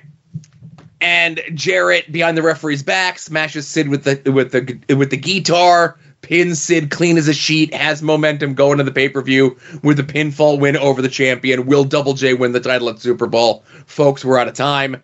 I enjoyed this. This was a fun walk down memory lane, you know? Well, that's just because it had, like, a ton of Jeff Jarrett and Terry Funk. Oh, okay. I think you take them out and replace them with just Wrestler A, you wouldn't have enjoyed it as much. Not that I'm complaining that you enjoyed it. I just, like, I found it was a unique snapshot of WCW at the time, but, like, the wrestling was unwatchable. from start to finish, the wrestling was all bad. It was Okay. either people that were lazy or people that were like not good. Or like, something green as shit. Yeah, green as shit or phoning it in. That was all the wrestling. And you think about like a couple years before, if you had a juicerweight tournament, that would be your 5-star banger of a match. It might have only gotten 3 minutes, 4 minutes, but it would have been 3 minutes of action. And there wasn't a single match on that entire thing where you could be like, okay, that was the good match. It was just fucking terrible wrestling from start to finish. Well, and I dare say if we didn't have Stacy Keibler twice, it just wouldn't have been worth watching. Well, listen, Thunder had Psychosis versus Juventud Guerrera, That's the work rate show, and Nitro's the angle show, Yeah. But kudos to Jeff Jarrett, 22 years ago, getting the bag back then, getting the bag now. Always. I had no memory. Like, I remember WCW from that era. Like, I recognize this person. I recognize this person. I'm like, okay, that rings a bell. I had no memory of Ronald and Donald Harris being in the NWO, and I think that was like my subconscious trying to block it out. And I hate the fact that this brought it back to the forefront of my memory, and I'm not happy about that. And again, I was also live at the show. I remember the Norman stuff. I remember the girls that came out with the NWO and was shocked that they were like workers and not like girls from the strip club that's literally like right next door to the building. Yeah. I remember the Flair Funk thing, of course, and the DDP Kimberly interview where like that was filmed was right by where my seats were. Okay. I was seated, if you are looking at hard cam, imagine I'm on hard cam side, but to the left of it, I was like right at the aisle of where Norman Smiley was running away. Did you see yourself when Norman was running away or no? I tried, but like I don't want to say I was in the nosebleeds, but I was maybe 3/4 of the way up. Gotcha. And the camera cut away to like whatever the commercial or the next backstage thing before he got to me. I tried. I went frame by frame. I think you can see Bret on this, but I didn't see him. Yeah. He'll point it out to us, Yeah, plus I have no idea what I would have like been wearing or looked like or whatever back then. I probably had hair. That's how long ago it was. Oh my goodness. Yeah. And I also, just real quick before we wrap it up, obviously now it's called like the Mohegan Sun Arena at Casey Plaza or something like that. But it was called the First Union Center back then, and I loved how everybody locally called it the FU Center. Right. I feel like that's the reason why they changed the sponsorship, because people will just be like, oh, did you hear the Creed is playing at the FU Center this weekend? Creed, FU. But anyways, no homework this weekend, Joe. Right. Enjoy Full Gear. And Rampage and the media scrum and everything else. Exactly. All right, let's get to some phone calls. Yep. Hey, Joe. Hey, Adam. It's Tom Green. This week I come with a plea as a desperate man, and that is to one Gerald Karate Durling, the owner, operator, and head dude of IWTV. Jerry, buddy, I know you're listening. I know you can hear this. Please stop bombarding my phone with notifications every Friday, Saturday, and Sunday. I know your streaming shows, and a lot of them. I don't need to know that ABC Butthole Hardcore Deathmatch Wrestling is running their slice and dice, let's all cut each other's dicks off deathmatch tournament. Okay? If I wanted to watch it, I was going to watch it. It's getting real bad lately because now we're getting the so-and-so's back from intermission notifications too. Just leave me be, man. Okay? Please. I love you. Stop bombarding my phone with these things. Other than that, things are going well. I hope you boys have a good turkey day, in case we don't talk. Talk to you soon. Bye. All right, I gotta take this first, Joe, but do me a favor, on your share screen, the soundboard, can you just move that over to the left or the right for me? Perfect. All right, thank you. Tom, I don't know if you have an iPhone or an Android, but I'm going to help you out here. If you have an iPhone, go into your settings click on notifications, look for the IWTV app, and then toggle that little green boy over to gray. If you have an Android phone, next time you get a notification from IWTV app, pull down your notification bar, long press that notification. It'll bring up a thing that says notifications on, off, and turn it off. There's zero reason why you need to have those notifications on, and that would save you all that hassle. But that's a pro tip. And over to you, Joe. As an old, I only watch IWTV, aka Jerry's Internet Wrestling Emporium, on my desktop PC. And as soon as I log in, it says, "Do you want to get notifications about upcoming shows?" And I say, "Hell no." Yeah. I mean, I do use the Jerry.com app on my phone because it's like if I'm watching a show on my TV in my living room, if I want to go downstairs and smoke, I'll just pop it up on the phone and I'll have it both running at the same time. So I do use it a lot, but there's zero reason why I need to be reminded that a show's starting, because if it's something I want to watch, I know it's coming up. I don't need to be like, ooh, IWA is coming out. It was AIW and God, AIW, that might be it. LVAC occasionally. If no, I'd be at those shows. Right. I got no reason to watch IWTV. No, never mind. I'm big fan. Is this layout better? Can you go further to the top left? I mean, yeah, not much further. All right.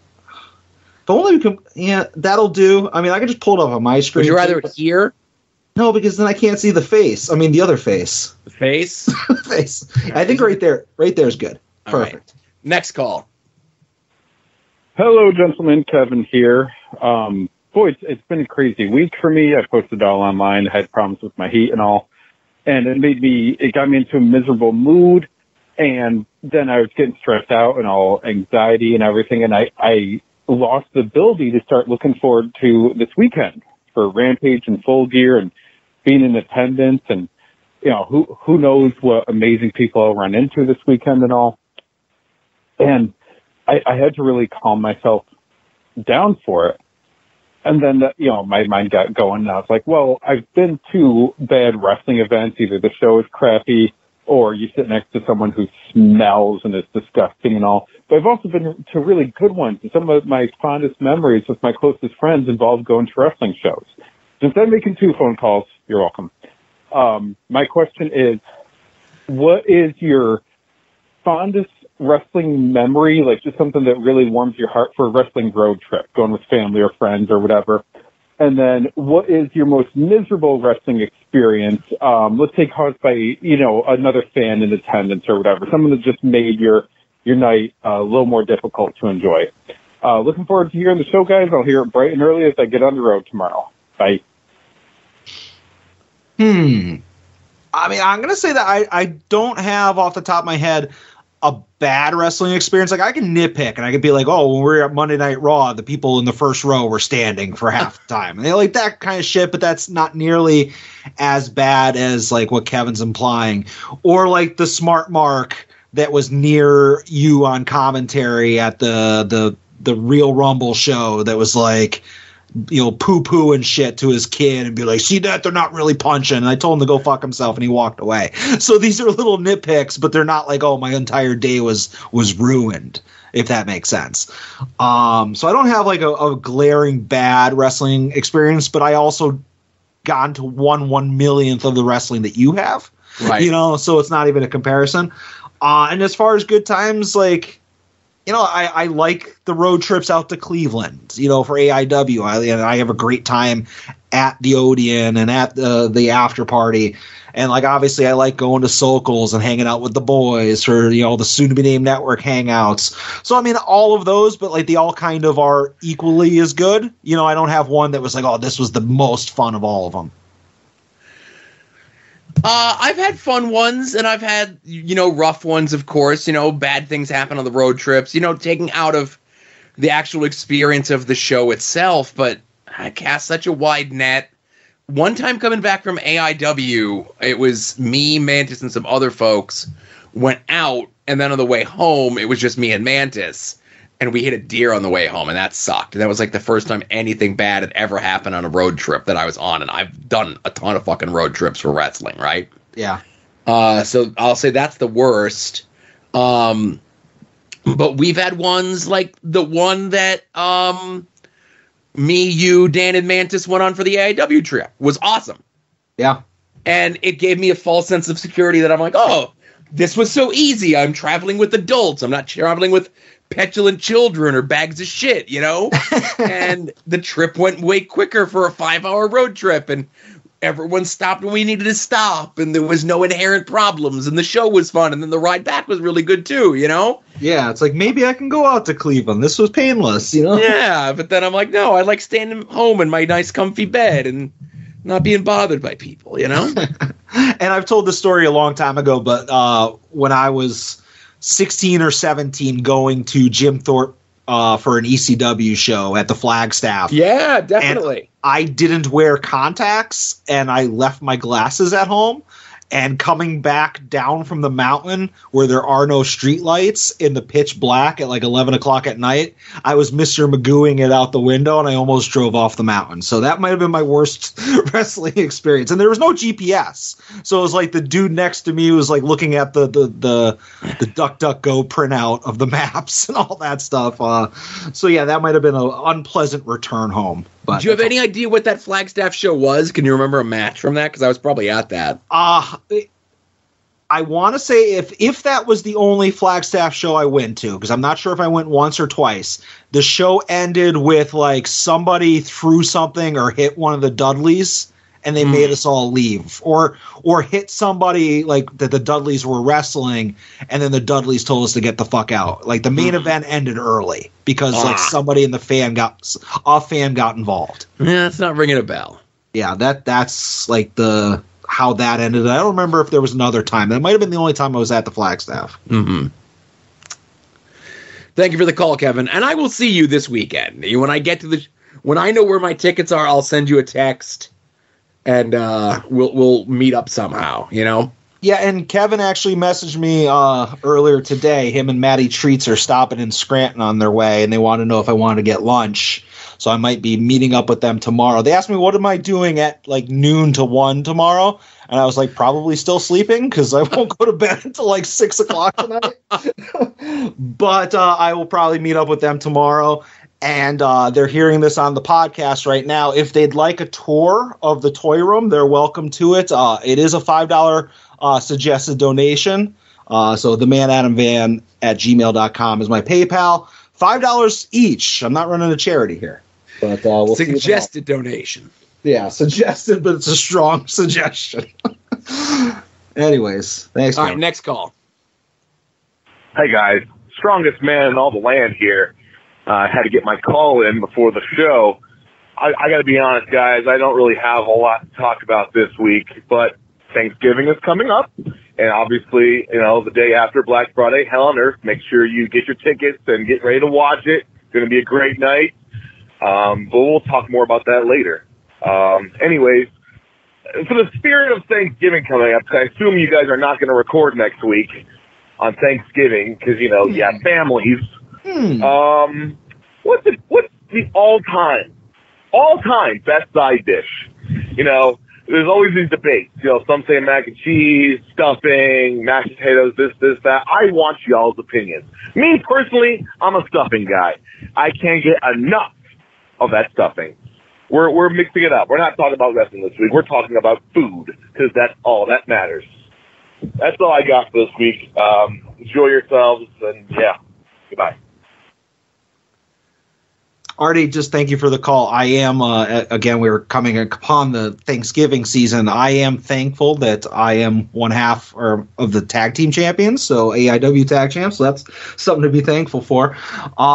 Side dish, sweet potatoes, like candied sweet potatoes, the ones that like feel like they're like sugar, blocks of sugar. Those are my favorites. Yeah, I'm with Artie. Stuffing is top notch and the best. My mother-in-law makes like stuffing balls, where it's essentially just like the way that you would make stuffing, but does them in like cupcake tins, right? Okay. So you get like extra crunchy stuff with it. Yeah. And they're like in these like little bite-sized whatevers. That's top-notch Thanksgiving food there. The candied yams I'm not a fan of. It's a little too sweet for my taste buds. I like more of a savory thing for Thanksgiving, you know. But I'm with Artie on stuffing. Yeah, stuffing's not bad. Maybe I just haven't had it well done, you know? Yeah, and this is a good enough of a spot to mention it here. You know, Artie mentioned, next week is Thanksgiving. We typically record on Thursdays. Already outing himself as not being a longtime listener of the show. We always do shows on Thursdays. And by we, I mean me. I'm always fucking here on Thursdays. Adam's off usually gallivanting at some sort of who the hell knows what he does on a Thursday for Thanksgiving. I'm just so used to being prepared. I already got guests lined up for next week. I got the whole thing ready to go. Well, Joe.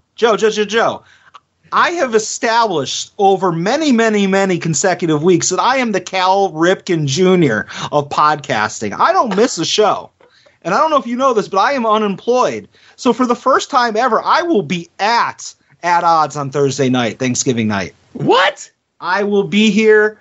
I am not missing a show. I never miss shows. So I will be here. I don't know what you have lined up, but cancel the plans. I'm here. I already have guests lined up at great expense.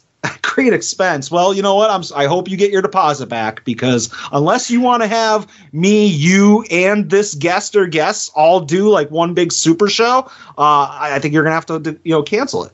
Well, I'll have to ask Brett and DJ if they're okay doing a gang podcast with you for next week. That's going to take the place of both our shows and their show for next week. So all four of us doing one podcast that'll sustain both podcast feeds? Correct. Interesting. That you know what? That's a pretty good idea. I think I will allow that.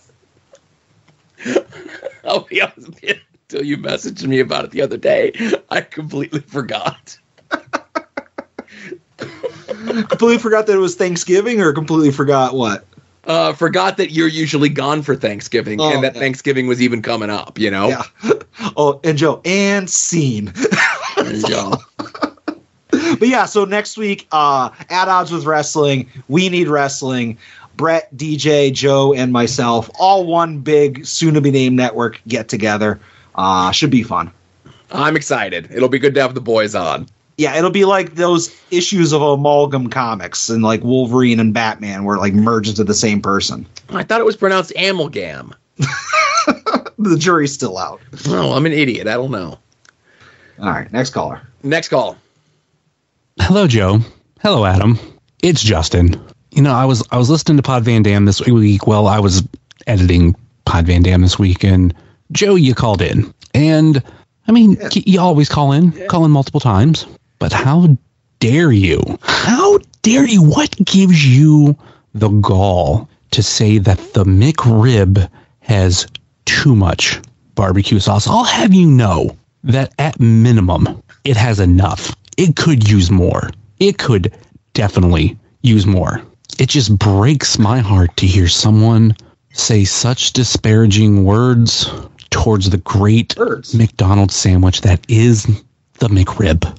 And you're going to say something like that when the sandwich is about to be retired. It's about to go away. It's not going to have its Ric Flair one more match. It's not going to have its Terry Funk 10 more matches. When the McRib goes away, it's going away for good. I want you to remember that when you think of the McRib and how you broke McRib's heart. Other than that, I hope you both have a great week, a great Thanksgiving, and just know that the Pilgrims are better than the Gobbler. All 20 versions of the Gobbler. Later. Bye.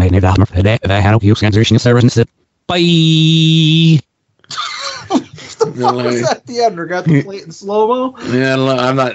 Justin said something there in code at the end that's indicative of a certain radio talk show host. We haven't on both coasts. It's not the first time, and it won't be the last time that we've been had. But I haven't had a Gobbler yet this year. There's not a Wawa near me. I know whatever the Pilgrim that you guys have out in the Midwest, your Get-Go's, there's even less Get-Go's around here than there is Wawas where I am, Mm. But Justin's spoiling a call for next week's Pod Van Dam. That wasn't on this week's Pod Van Dam. But most McDonald's put when you get the McRib and it's in like the little clamshell thing, right? And the bottom bun, the level of barbecue sauce is up to over the bottom bun. That's too much fucking barbecue sauce. Uh-huh. That's all. I'm going to say this, and, send your criticism wherever you want to send it, but I've never had a McRib. You can't anymore. The 10th of November was the last day for it. Yeah, well. And they're never coming back, Yeah, it's gone forever. Forever. But yeah, no, I hear the freaking, the McRib is coming back, yay, the McRib went away, boo. I hear that every year or every couple of years, whatever, and I'm just like, I've never had it, I'm good. And listen, I'm spoiling the call for next week's Pod Van Dam. Let's assume that nobody who listens to this show listens to Pod Van Dam, at least this week. But would I rather get barbecue from the pop-up barbecue place that's only on Saturdays and Sundays from 11 to whenever we run out of food? Yes. But are they open 24 hours a day, 7 days a week, and I can see them from my front porch? No. So when the McRib comes back, I can see the McDonald's from my front porch. I see the sign that says the McRib is back. I go get a McRib. Yeah. You need Smokin' Jay's to come and deliver you something hot and fresh. Right. I'm sure the 6.5 hour drive, it'll be real hot and real fresh. Well, no, they'd come here and make it for you and then give it to you and then go home. Gotcha. Yeah. Great audio quality from Summers there. Yes. Well, listen, he has the special hotline where your calls don't sound like shit. All right. Last call, pink button time. It's Young Ed. Hey, Joe and Adam. It's Ed. I'm sitting here and I'm thinking about AEW. I'm not watching it, though. I just had a thought about it. Hey, you know how Jeff Jarrett's there? You know how I hate Jeff Jarrett? What? Hear me out, though. He could do one thing that I think would be cool. And I need to know if this is like a great idea or possibly the best idea I've ever had. And I'm going to say that idea, and I'm going to hang up and let you guys discuss it. Instead of guitar strings on that guitar, why doesn't Jeff Jarrett put some barbed wire on there? That'd be pretty fucking dope, huh? Get Darby Allin with that barbed wire guitar. Why hasn't he done that ever? He's pretty fucking straightforward, like a thing that should have happened by now. He's been hitting people with guitars to no reaction for decades. Never put some barbed wire on there where the guitar strings are? Fucking crazy. Okay, bye. Well, I'll allow you to handle the Jeff Jarrett slander, but the strings of a guitar go from the body in the middle all the way down to the end of the handle.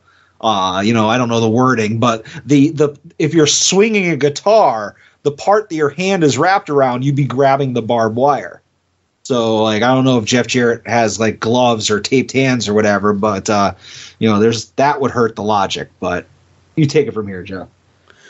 That is a cool idea. If there's a Double J meet and greet Friday or Saturday, I will make sure to mention it to him.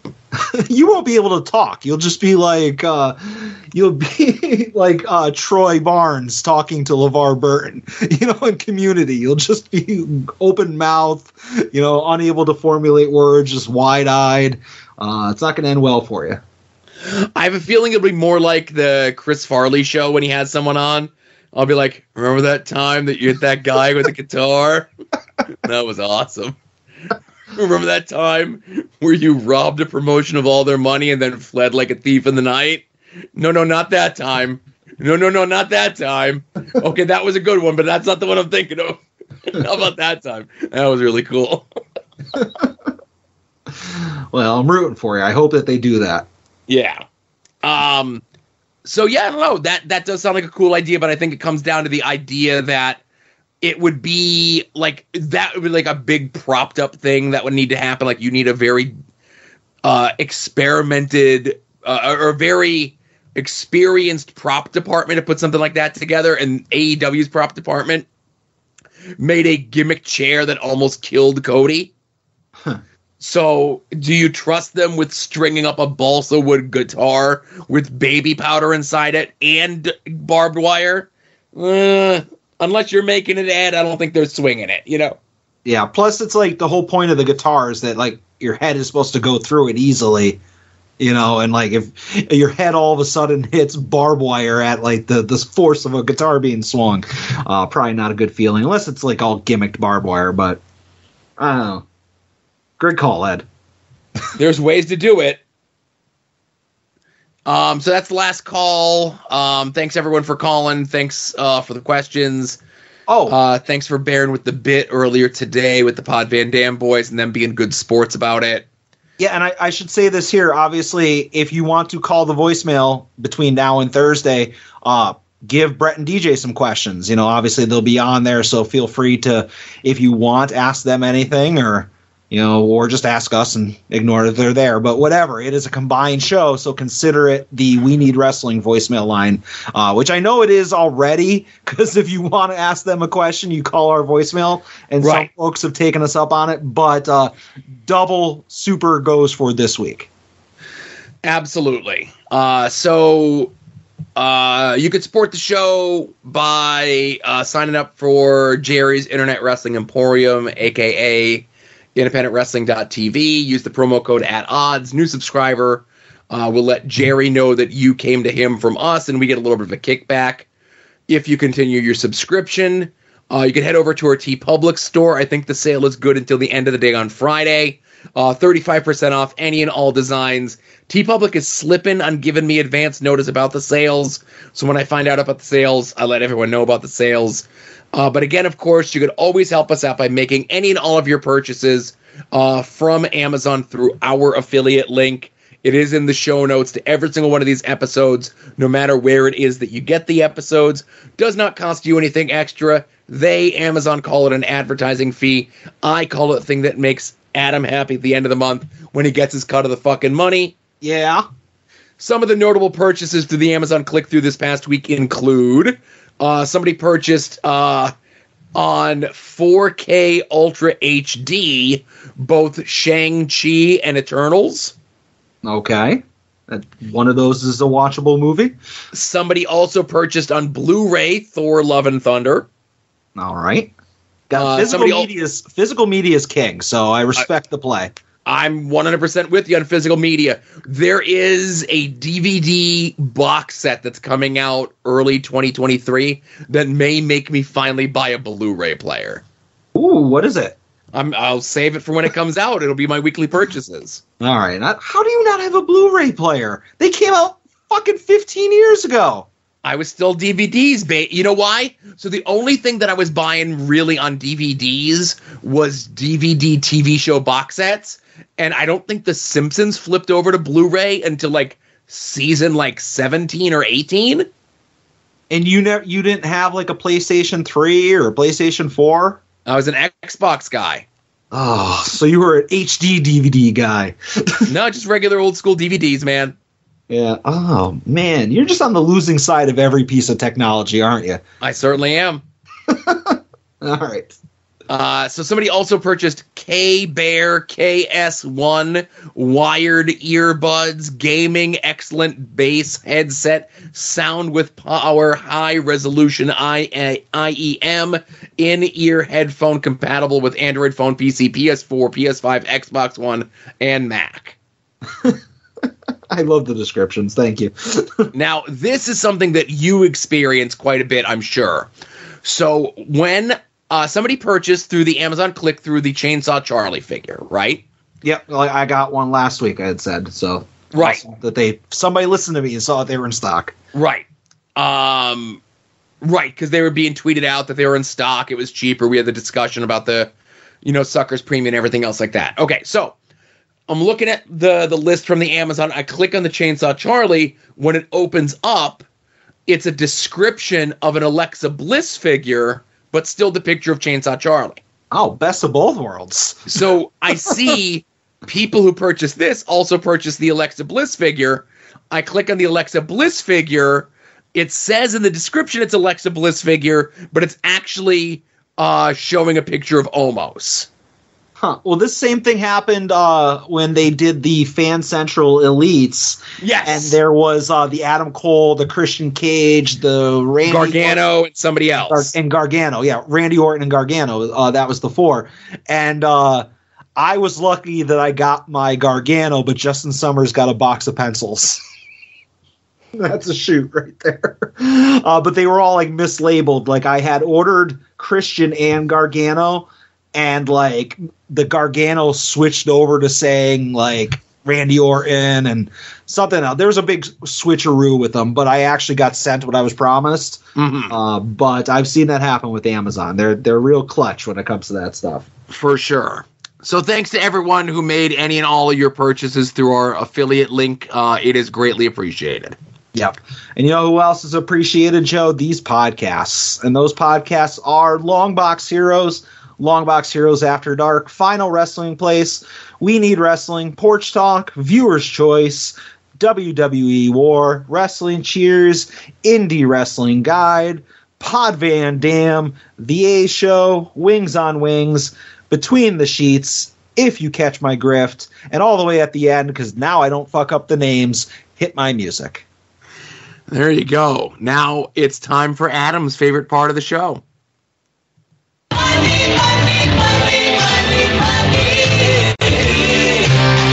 Some might cost a little. Some might cost a lot. But I'm the $100 Vansky. And your figures will be bought.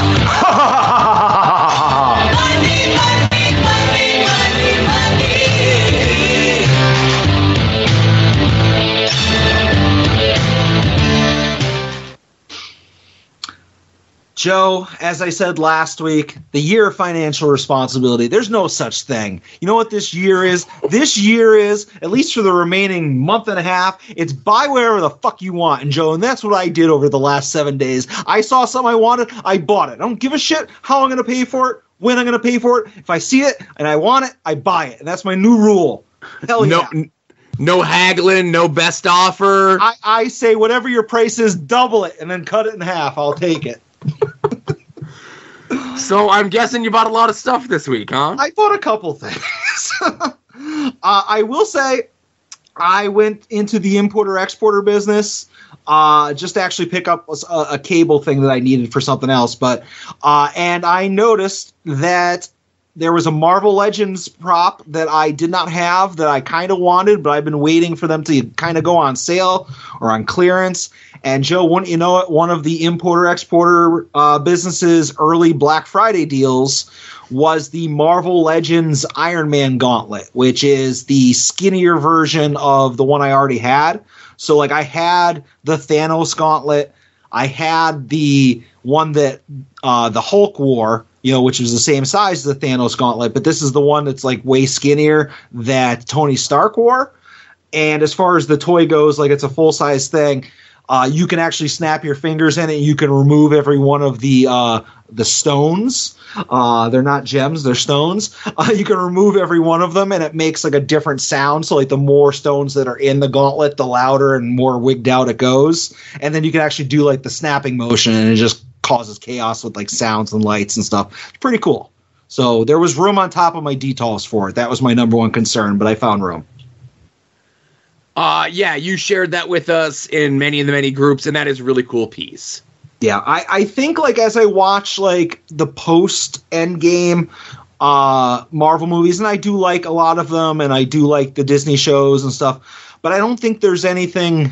I can't see myself wanting any props from any of those movies. I feel like the Infinity Saga was like my jam, and I don't need like the Mighty Thor's hammer, you know, the Mjolnir, you know, because I have the original one. I don't need a Captain Carter shield because I have like all the, you know, Steve Rogers ones. So it's like I'm like, I think I got everything I need when it comes to Marvel Legends props. Right.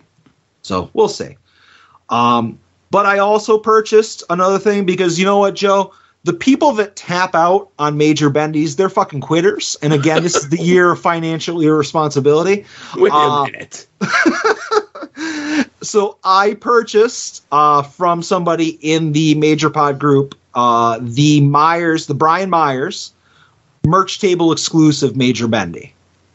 So there's a Broski and a Myers that they're only going to sell at their merch tables, wink, wink, nudge, nudge, and definitely won't be selling on Whatnot for like $150. But somebody had gone to an indie that Hawkins was at, and bought 2 of them and put one of them up in the group for sale. So I bought it for like cost plus shipping. Not bad. I know Brian had put them up quickly on his merch site for that sort of thing. Yeah. And it was one of those things where, like, I saw it, and it was like a 10 Mississippi, and both me and Bret were like, hey, this is available, Adam, but you're out of bendy, so you don't really need this, do you? And you're like, oh, they're all sold out, you know? Yeah, I guess Brian had talked about on the pod that he put up like 20 of them or 10 of them or something like that. And he realized, like, hey, the more I put up, the more I have to ship. So I'm not doing this again. But Broski had put one. I had been under the, not assumption, but I kind of took a guess that maybe if I sign on to Whatnot a couple hours before their most recent stream, maybe Broski will put up the Deathmatch King Major Bendy. Because if you don't know, and I've mentioned this before on the pod, all of the Buy It Now stuff goes live like maybe 3 hours before their live sale. So if they're going live at like 6:30, sign in at 3 o'clock, and that's when all the shit's there, because it's not going to be there when the show starts. It all sells out. So I was like, oh, maybe Broski will throw up a couple of these in the Whatnot Buy It Now. And I'm like, okay, if Myers sold his unsigned for 30 plus shipping, I was like, maybe Broski will try to gouge us a little bit by signing it, maybe charging 50, maybe charging 60. And then I went in at 3 o'clock, and he had them for sale, but they were $100 plus tax plus shipping. And I was like, nope, I'm good. I will wait. And luckily, the person who sold me the Myers one, I messaged them earlier today with like a picture. I usually, if I buy something in a group, I'll be like, hey, I got it, thank you. Because I know that when I sell stuff, I'm sometimes worried that the person's not going to get it, or they're going to get it and be like, it's not what I was promised, that type of thing. So I like to just say thank you. And he basically said, oh yeah, no problem. Let me know if you want the Broski one. I'm going to this show, blah, blah, blah. And I was like, yes, please. So I have the Cardona one at least tentatively scheduled to be coming my way. Not for the Broski markup, of course. No, like whatever he's selling it for at the table, which I'm being told is like $40 plus signature, when I don't even want it signed. Right. I just want it unsigned. So $40 plus shipping or whatever. So we'll see. Fucking Broski, I tell you. Yeah. When did Major Bendy's become a business, Joe? They never stopped being a business. Yeah. The next thing I bought, Joe, I think we might have a little bit of overlap on. Yes. Why don't you go ahead and take this one? So this had been long coming, something that we knew about at least since the summer. We'd all just kind of been waiting with bated breath, a lot of us. And it was the Coliseum Collection Elites that Ultimates. Ultimates, not Elites. Oh, Elites. Or, Ultimates. My apologies. Again, this is my first one buying it. They're doing them in these 2-packs, looking similar to releases as they were as the old LJNs. Yep. Kind of figures from that era. And the first one was the double Terry shot of Terry Hulk Hogan in the red, white, and blue Hulkamania gear against the only Terry that matters, and that would be Cherry Funk. And I needed a Terry, any Terry Funk figure I'm going to get. Yeah. And it's a Terry Funk Ultimate. Apparently people are already getting their shipping notifications if they know how to spoof the FedEx system. And by spoof, you mean log in and look at your address, sure. Right. So they should be coming any day now, with $70 for the 2, depending on how everything comes and ships and so forth. Hulk Hogan's all right. I don't need a Hulk Hogan. I'll probably flip it, make me an offer. Yeah. I ordered 2, and I immediately regretted it, because I believe they are still available to order. So I have 2 options. Option 1, I already reached out to Mattel. They won't cancel one of them. I spoke to somebody on the phone, but they said that when it comes, to just call them and they'll email me a shipping label, and I can send the one back free of charge and get a refund, which seems very inefficient and costly to just not be able to modify my order from 2 to 1. But it is what it is. My other recourse is like you are doing. You're selling the Hogan. I was thinking maybe sell both of them, but sell them individually. So instead of it being like, okay, yes, you can buy the set for $70, but what if you just want the funk? Would you be willing, Mr. Customer, to spend $50 on just the funk? And then maybe do it that way. So maybe, you're a Hulk Hogan fan. You don't want to spend $70 plus shipping and tax for the pair. Maybe you'll just buy the Hogan for $45. So maybe I can make some money selling them individually, or maybe I'm just shipping one back. But either way, I got the shipping, the tracking number from FedEx as well, but there's no movement on mine. I can't speak for anybody else because every time that I order something from Mattel Creations or Hasbro Pulse, I'll get the FedEx tracking number, and then like a week later it moves. Like I feel like they send the stuff first, and then there's activity a while later. Anyway. Yeah, and they are still available on the Mattel site.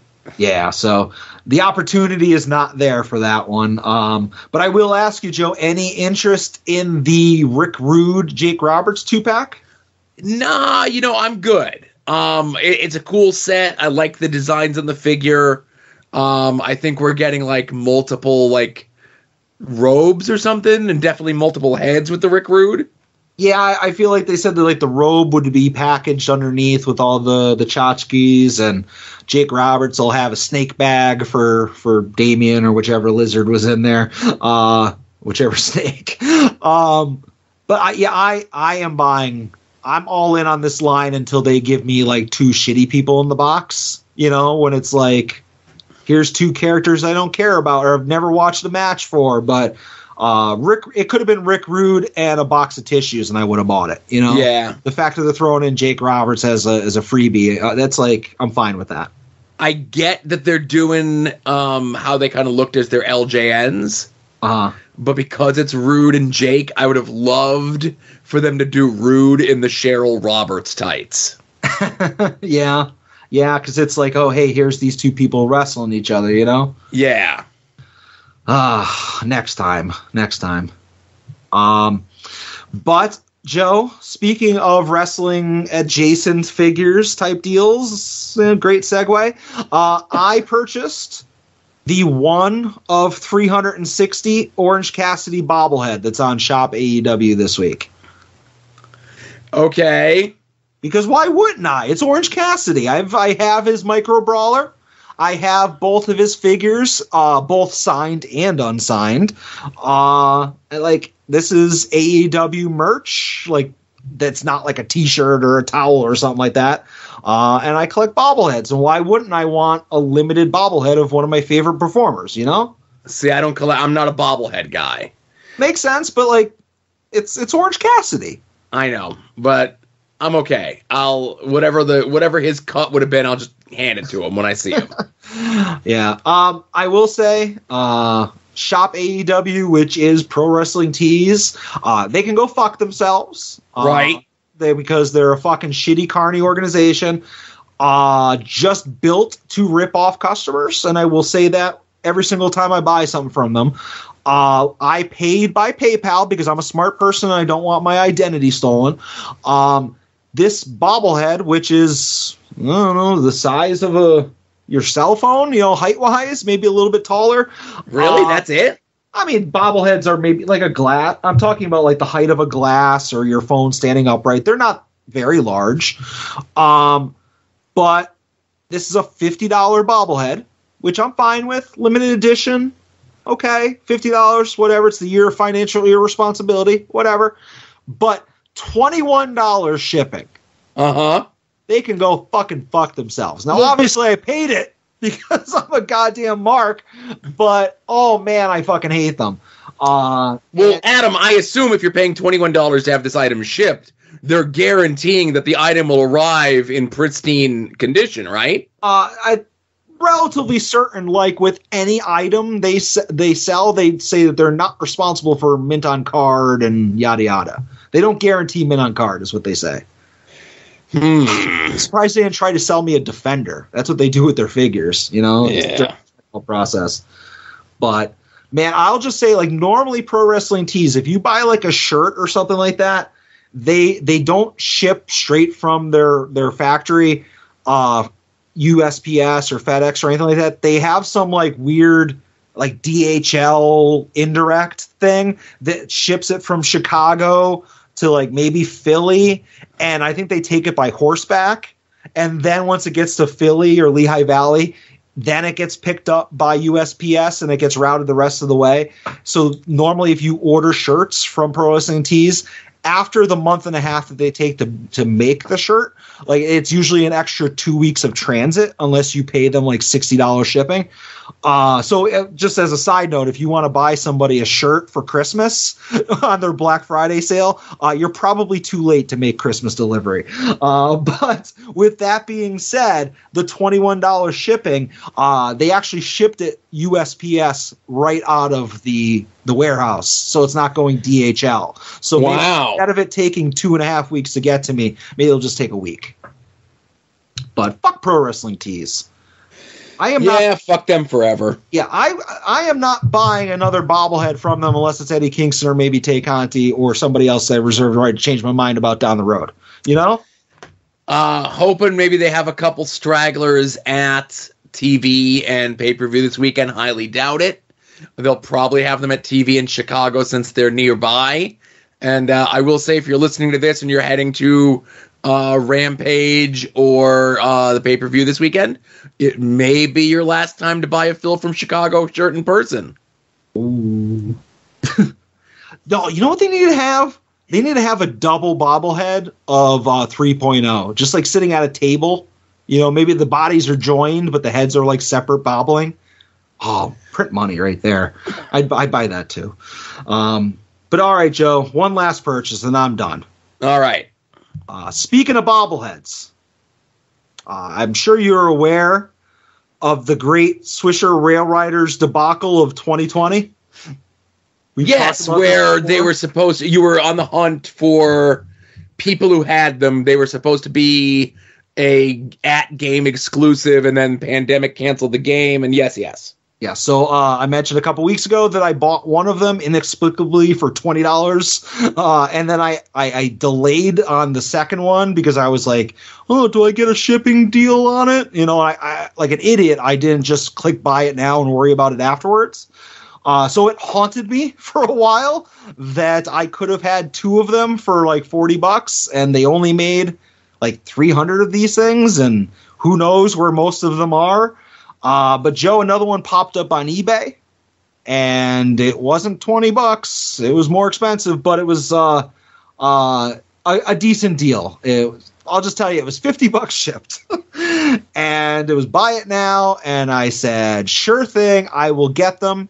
And then in my mind, Joe, if I paid $20 for one of them and I paid $50 for the other one, really I paid $35 each, which is a deal and a half. I agree. I'm 100% with you on that logic. Yeah, so I have two of them. That's all I wanted. For whatever reason, in my crazy psycho brain, if something is rare and it's of like somebody that I collect, I kind of want two of stuff, like just in case something happens to the one, or if I want to sell it. I don't know. I'm a psycho, but I got two of them, and it arrived after a quick detour around the state. And the funny thing is, I tweeted this out. After I purchased it, I realized that the person who was selling it literally lives in the same town as me. and I don't live in like Cleveland or, you know, downtown Scranton or Wilkes-Barre. I live in a little tiny town that is, you know, 5 blocks by 5 blocks. You know, Oliphant is not big. So the item was $50 with free shipping. I messaged the seller, hey, I lived a minute and a half from you.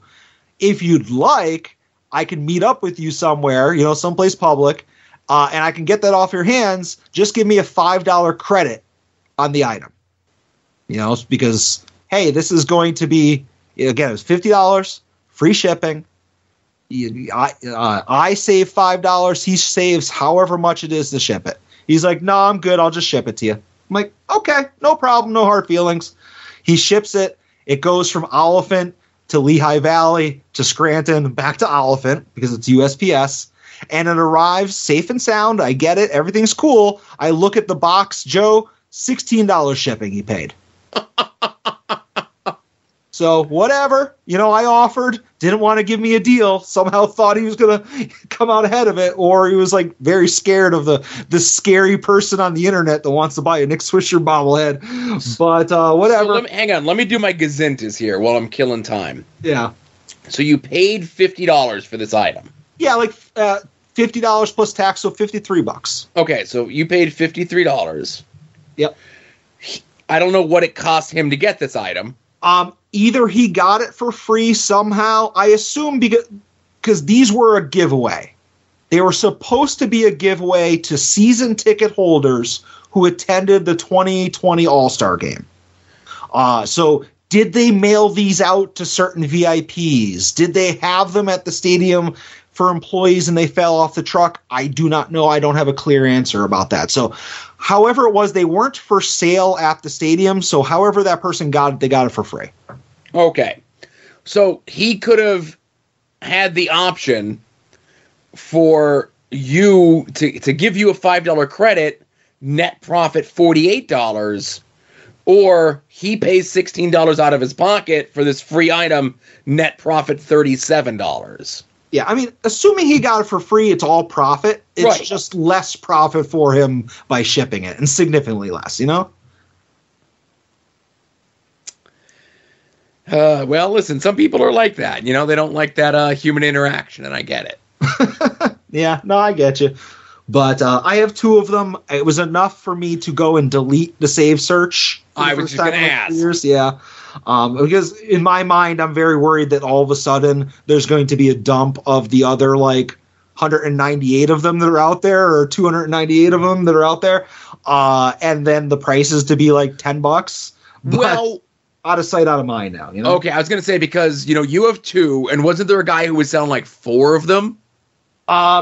No, so the guy that I bought my first one was selling 2, and I could have got them both, but I screwed up. Right. And I mentioned that there's somebody on eBay right now who has had his for sale for a year now for $125. Okay. So to the best of my knowledge, I've seen let's call it 4 of them go up for sale on eBay. Gotcha. And I have 2 of them. So it's not like they're all over the place. And like I said, I can't remember off the top of my head if it was 300 in total or 400 in total, but it's a very small number. Right.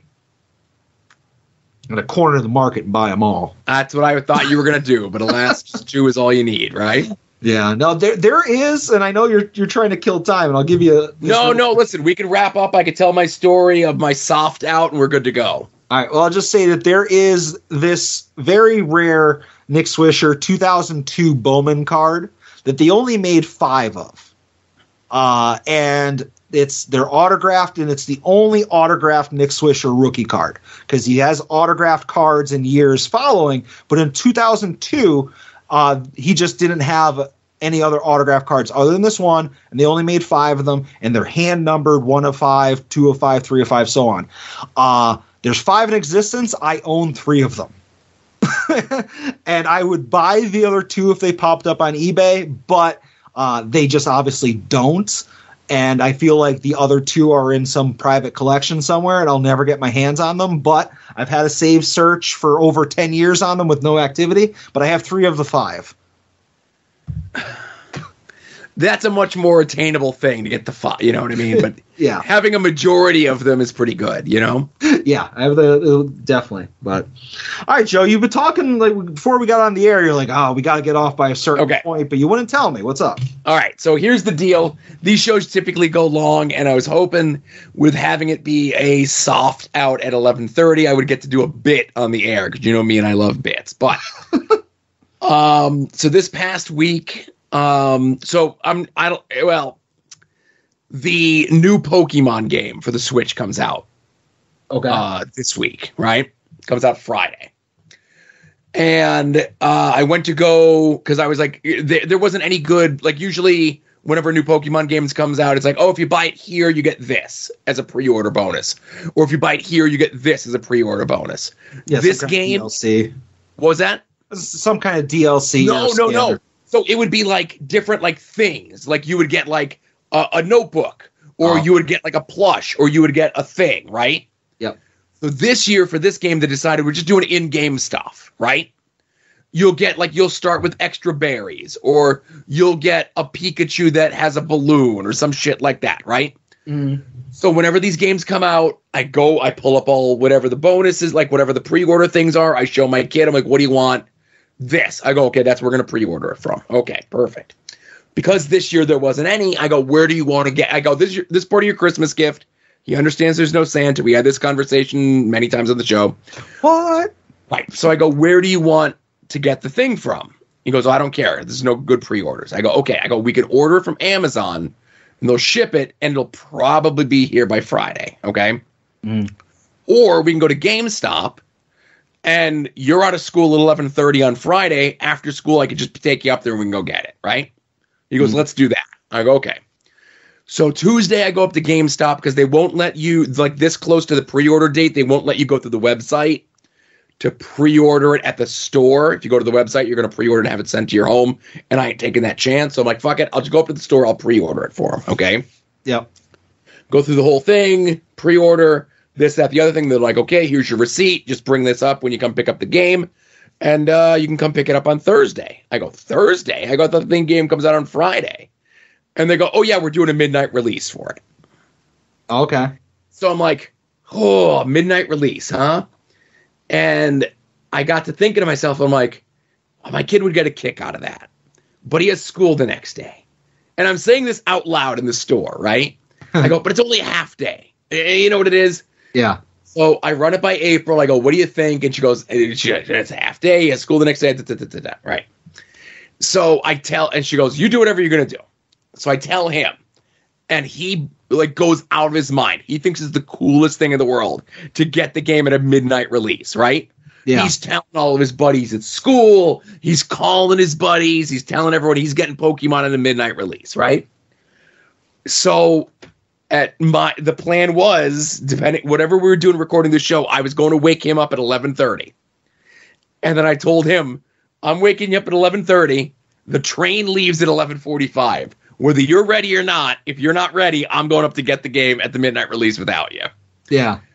I'll get up. You come in, you make sure I get up. I go, no. I go, I'm coming to give you a good shake. You get up. I got shit to do, you know? Yeah. But I haven't done a midnight release of something since the episode 1 action figures. Oh, Jesus. All right. You know, and that was my brother was getting them. He didn't have a license yet. He wanted to get the figures. I'm like, I'll take you. I don't give a shit. You know, let's go, right? Yeah.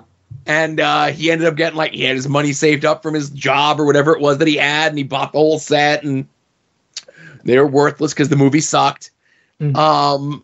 But it was just like, you know, you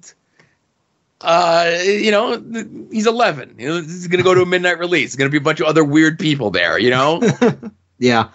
I feel like I used to do midnight releases for video games, like going to Walmart, but it's not like, you know, they would be open anyways because Walmart used to be 24 hours. So you just stroll in at like 11:40 or whatever and maybe go back and buy like Madden or something like that. Yeah. You know? But I feel like it has to be over 10 years since I've given a shit enough to go and get something like that, you know? Yeah. And I never, like, there was a period of time from, like, 1996 to 2006 where I was completely out of video games. And then even when I got back into video games, I was buying, like, the compilation discs of old stuff, you know? Yeah, yeah. All right. Well, I hope he has fun. I hope you get your game and he wakes up. And you got to get this podcast edited and up in the next, 10 minutes to make your cut. It's going to get edited. It's going to go through the compressor. You might have to wait till we come back home before it gets posted. Oh, well. All right. I guess I'll stay up. I was going to have an early night and go to bed, but I guess I'll stay up till like 5. All right. Well, listen, we'll wrap it up here then. This was episode 216 of At Odds with Wrestling. For Adam, this is Joe saying be safe out there. Enjoy some wrestling. And if you're going to Rampage or Full Gear, come find me. Say hi.